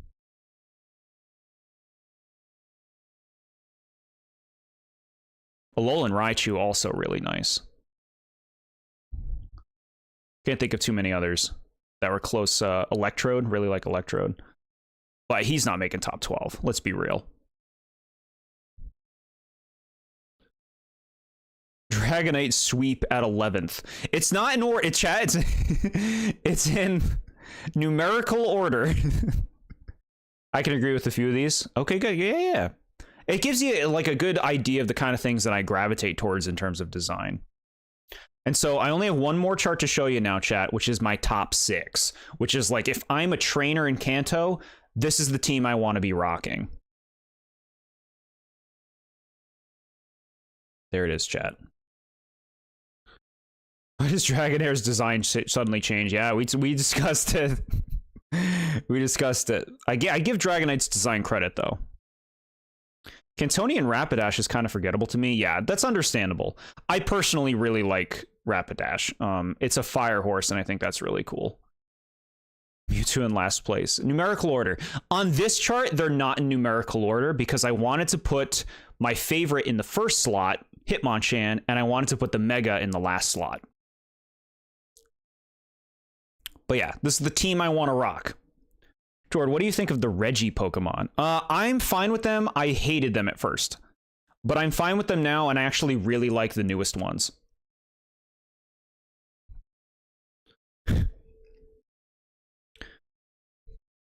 Just realizing Moltres is just a winged Rapidash. WTF. Starnad sweep, but have all Starmie team, and I will call it perfection. I really wanted to get Dragonite on this chart. On this top 6, I really wanted Dragonite here, and it's always difficult for me to pick between Vileplume and Victory Bell. But yeah, difficult. What do you like about Hitmonchan? His energy. He's energetic, he's ready to punch things. I like his cute little face, I like his cute little outfit. He's cute. He's a cute little fighter who does his best, and I think that's awesome. Much as I like Gen 1 Pokemon, I hate that the first 3 games just refuse to use the Pokemon on their gym leader teams. Yeah, I think I know what you mean.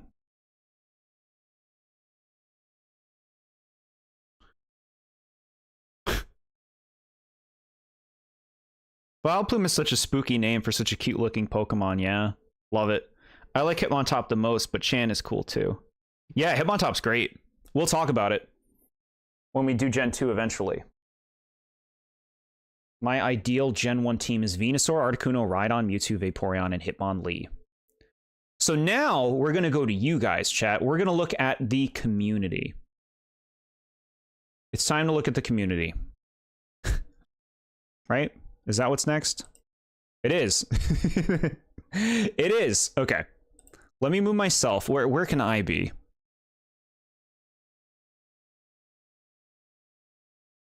Let's put that there.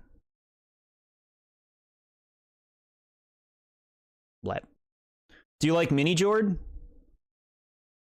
Is Mini Jord work for this?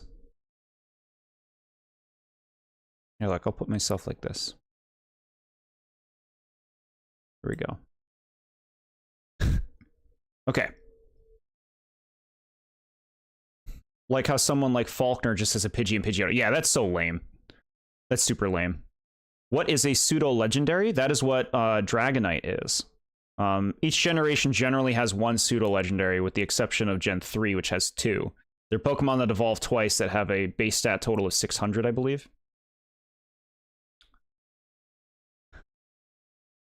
Mini Jord, he's so marketable.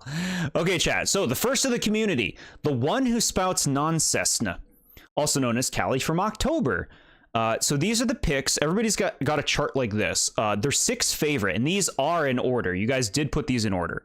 The 6 favorites, we also have the cutest block and the least favorite. So Callie from October, favorite, Vaporeon.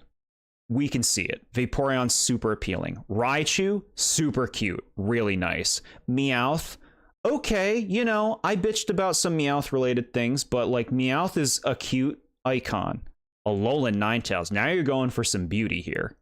Venusaur, all right, you know, you gotta have your starter that you're into. And Primeape, I like the Primeape appreciation. Big ol' Fluffball Pig Monkey, we like that.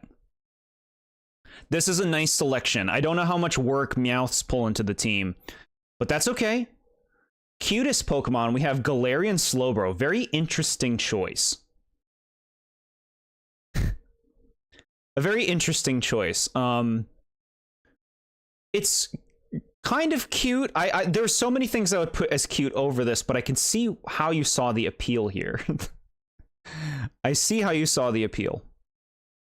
And then least favorite Charizard. So this is like, you know, the Charizard burning bridges, right? Charizard has gotten so much attention over time that, like, we're sick of it. We're sick of it, and we're calling him out. We're putting him in the poo box. You like the purple. I can see it. It is a very comfortable purple. Nice selection all over. I can understand your picks. Getting punched by a Galarian Slowbro would hurt so bad. Yeah, that would suck. Alolan Ninetales is so gorgeous. I think it's even better than the original. I think I did say that when we looked at it. I completely with you. Alolan Ninetales is beautiful. It almost made my top 12.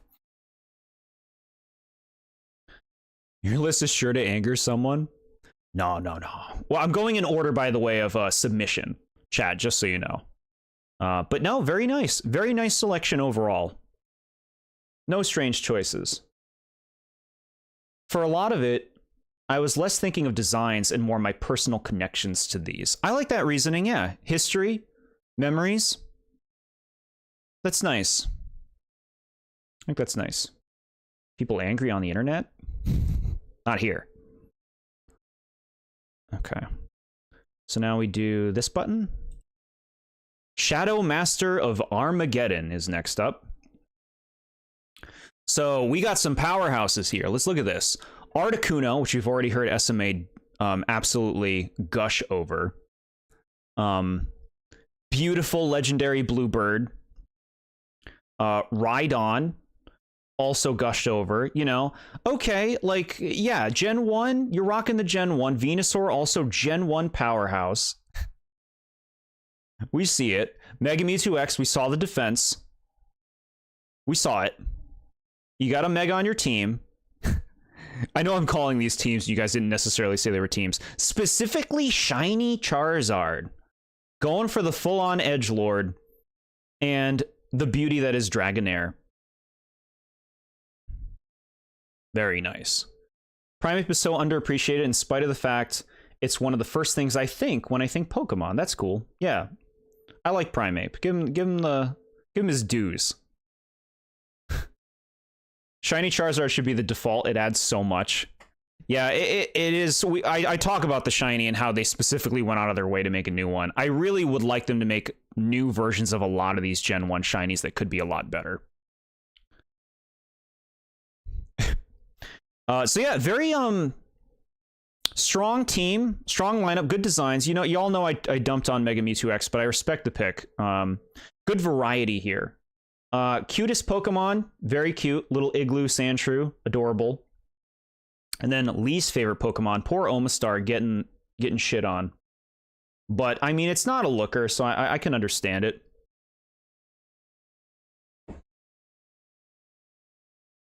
I can see it.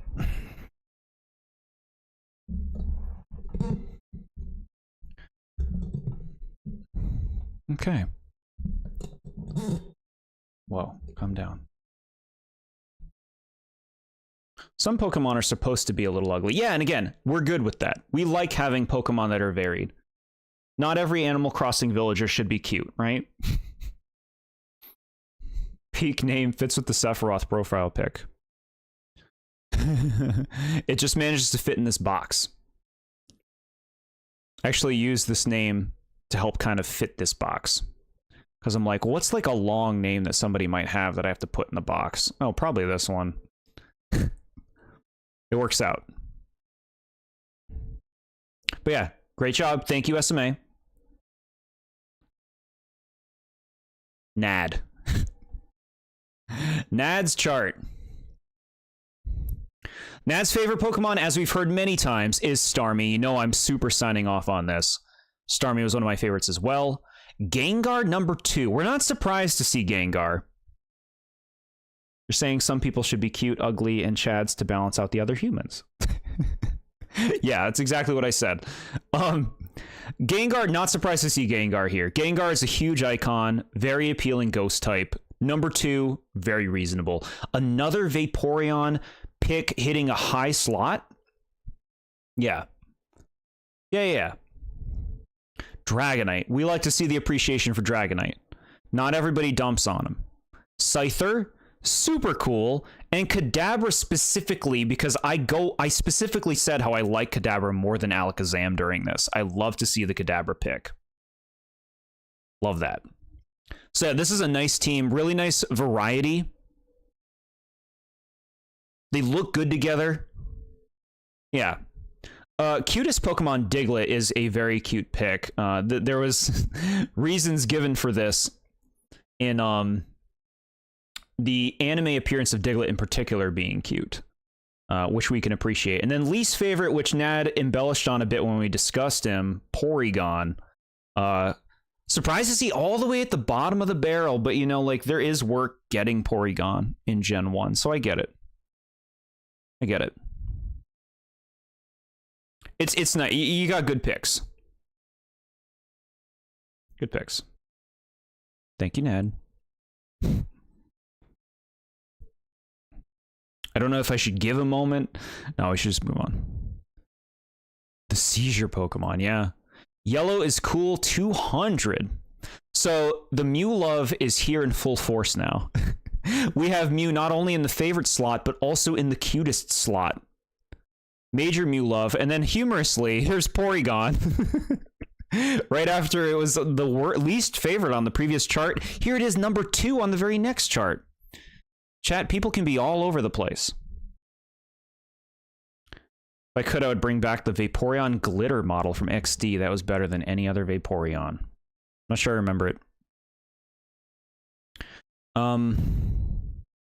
Yeah, really funny, but like these are cute picks. Number 3, Nidoking. Haven't seen a lot of love going around for these Nidos during this review series, so interesting choice. I understand the choice. And then Aerodactyl, also interesting pick. I love Porygon's concept. I'm 100% there with you. Zapdos, heck yeah. Awesome Jagged Bird.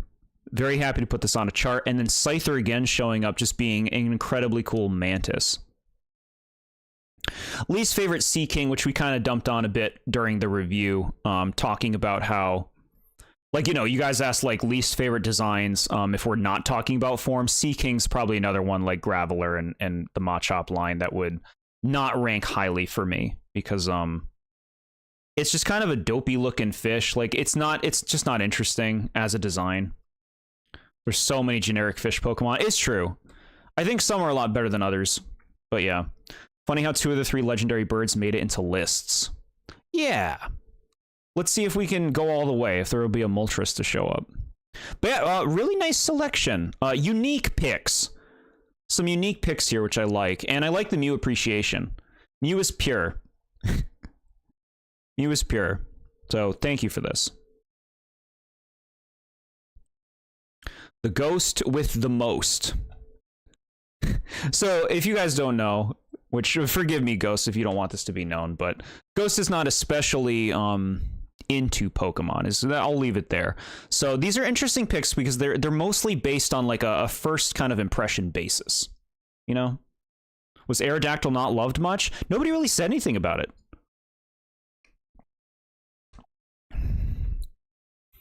Number 1 favorite, unsurprisingly, Bulbasaur.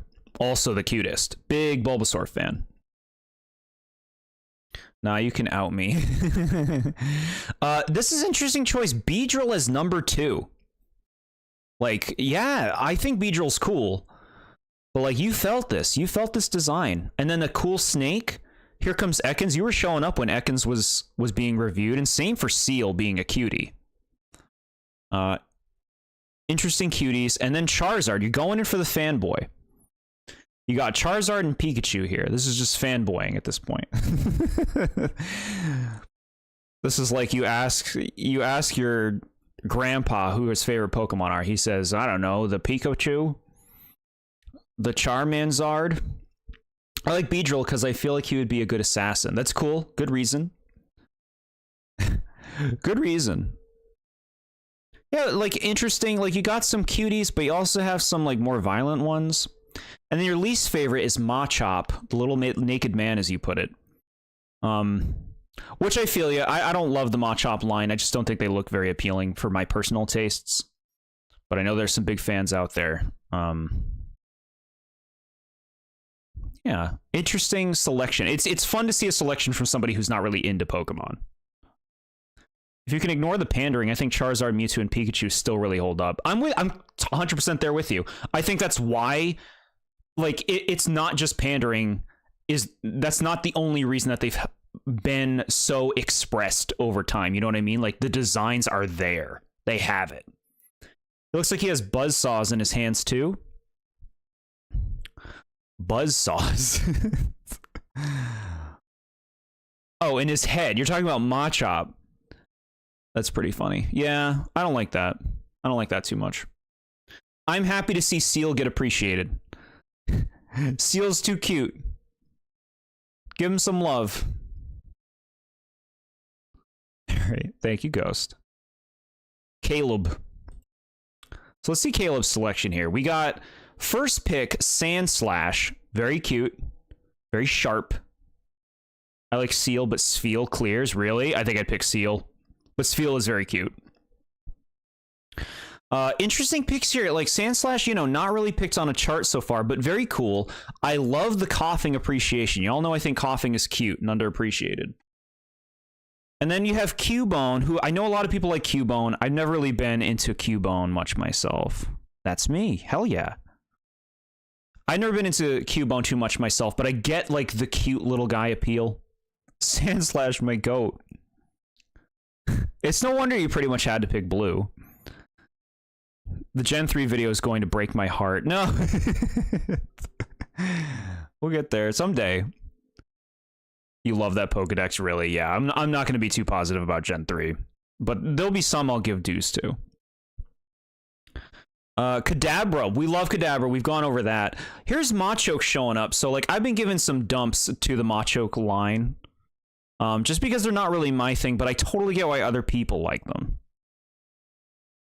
I like it more when they have this alligator face, as opposed to, like, the duck face they gave Machamp. If I had to redo the list, I'd swap Cubone with a Alolan Marowak. Heck yeah. Yeah, you could have considered forms, for sure. I think the more humanoid Pokemon can seem a little uncanny. It depends on their form. I'll defend a lot of them, but I'm just not really into like a bodybuilder aesthetic personally. And then you got Diglett there. Diglett's a cutie. We like that. Doduo as cutest is such a unique choice. Doduo as cutest.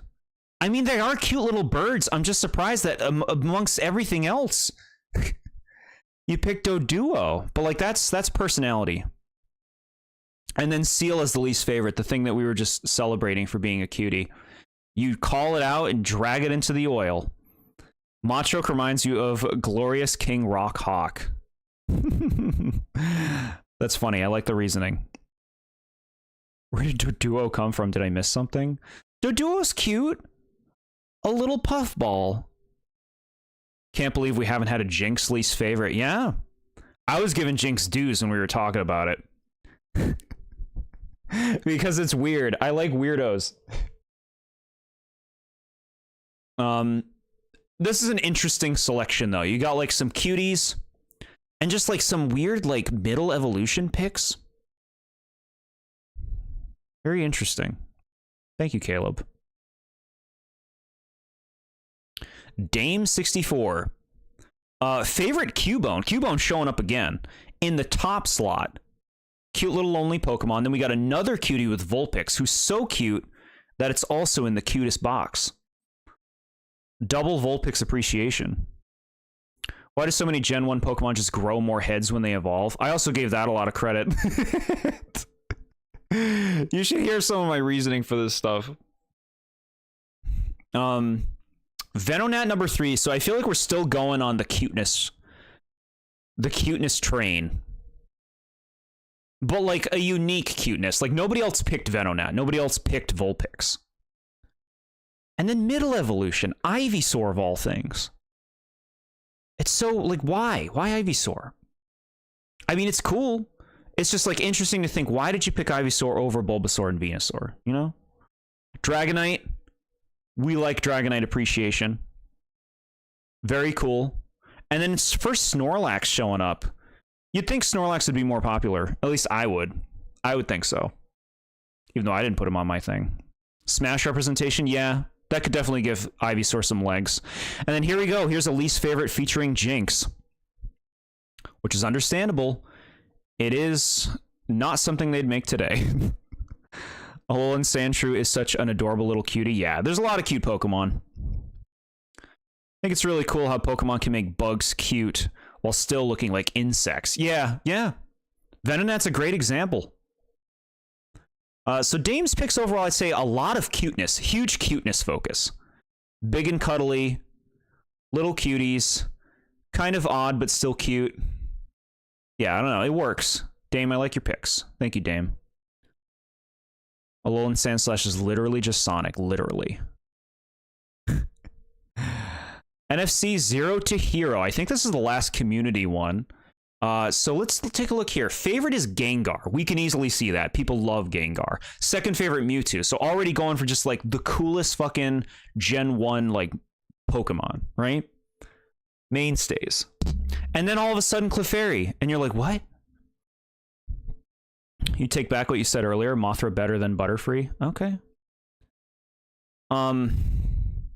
Clefairy is like, it's kind of a cute thing, but like you feel like if you were going for cuteness, you'd pick a lot of things over it. Then we got Meowth, another Meowth pick. Surprised to see so much love for Meowth. Like, I like Meowth, but I feel like there's just so much competition. Coughing, we love Coughing appreciation, cutie. And then Arbok showing up. We appreciate that too. Arbok's cool. It's a pretty weird team. I mean, like, weird selection of favorites in general. It's like, because they seem to be going for different concepts overall. Like, it's hard to see the consistency in these choices. I love how Coughing is so much more popular than Wheezing. Yeah. Coughing's just vibing. Oh, you meant Venomoth. Got it. The Kakuna pick is so relatable. I actually don't even understand it. Least favorite, all of them, you're going to pick Kakuna? Kakuna's such a cool looking Cocoon. Even compared to Metapod, Kakuna clears. At least for me. I gave it a lot of picks. I don't know. I guess you just don't like Kakuna. It's okay. Cutest Squirtle, though. Heck yeah. Squirtle showing up in cutest, but then Clefairy's number 3? Yeah, I guess, who knows the reasoning, honestly. This one's a very interesting one. After the stream, you're going to play Cassette Beast. Heck yeah, I hope you have a good time. Kakuna disrespected, chat. No, I'm nice to most. I'm nice to most Pokemon designs. Yeah, no, thank you, Zero to Hero. This is a very interesting selection. Cocoon Pokemon are a little overdone, so they bore me. That's fair. I think they're a cool concept. I like when they do unique stuff with them. Like Dottler's pretty interesting. Pupitar's interesting just as like a rock version of a cocoon. But that's it, chat. That's the lot. We're at the closing point of reviewing Gen 1. We did it, chat. This was really fun. I know this was super time-consuming, chat, and I thank you guys for bearing with me through this. I did not anticipate it would take as long as it did. I thought this was going to be like a 2-hour stream. 2 or 3 hour stream. It was 8 hours. It's funny how in the anime Ash beats a pincer with a Metapod. Yeah. Because it used Harden to break its horn. Yeah, I remember that. It's cool. That's a memorable moment. Here's the eventual Gen 2 list. Only took 8 hours. Yeah. Speaking of the eventual Gen 2 chat, let me please show you. Next up, of course, when we come back to all of this, we'll be reviewing Generation 2, which you can see I made this little teaser here for y'all. It'll be happening for sure. And I don't think it will be anywhere near what this one was. There are only 100 Pokemon and far less forms. Bye to you, Ramen21. Thank you so much for participating. I'm glad this was so fun. Yeah, I really want to thank all of you guys for participating. That means so much to me, you know, like, I really want as many people to participate in this stuff as possible. It's so fun to look at your favorites and see how everyone expresses, you know? So again, thank you guys so much for submitting those things. Gen 2 is full of both bangers and duds for me. Yeah. We'll talk about it. I can see my least favorite Gen 2 Pokemon. Yeah, we'll get there. As for Gen 1, like, final thoughts on Gen 1, I think Gen 1 really holds up today. There aren't many Pokemon in Gen 1 that I dislike. At worst, it's just like, well, I think this one's kind of boring, or this one's not really for me. But like, I think the designs are there. Like, people complain about Gen 1 getting so preferred, and it is annoying with stuff like Charizard getting 2 megas and stuff. Like, that is annoying. But at the same time, it makes sense why they do it. They want to keep their pivotal generation relevant for old comers as well as like newcomers to see the things that so much of the merch and games are built around. I do want lesser known things to get attention. I want later gen things to get attention, but Gen 1 deserves its praise, frankly, in my opinion. I think it's got a lot of strong Pokemon designs. Crazy to think how almost every Gen 2 Pokemon has a cross-generational evolution or pre-evolution. Yeah, they got a lot of that going on. Quagsire better sweep next time. Gen 1 holds up for a reason. Yeah, I agree. Like, Charizard earned it, essentially. They pander to him, but like, Charizard's design is a favorite of so many, and it's a really good, simple, straightforward dragon design. Don't you slander Ampharos. Yeah, Ampharos is very cute. We'll get there. This will be the next thing we talk about. I don't know when we're going to do Gen 2. I was thinking it would be an easy thing to do it end of next month, but I'll feel it out. I'll see how I feel, guys. And we'll do the same thing. We'll have like a thing on Discord where people can submit their favorites. I'll make a tier list. I have a tier list already made for you guys to be able to see everything and stuff, and pick your favorites. And we'll do another round, which will, I think, not be as exhausting as this one was. Mega Ampharos goes hard.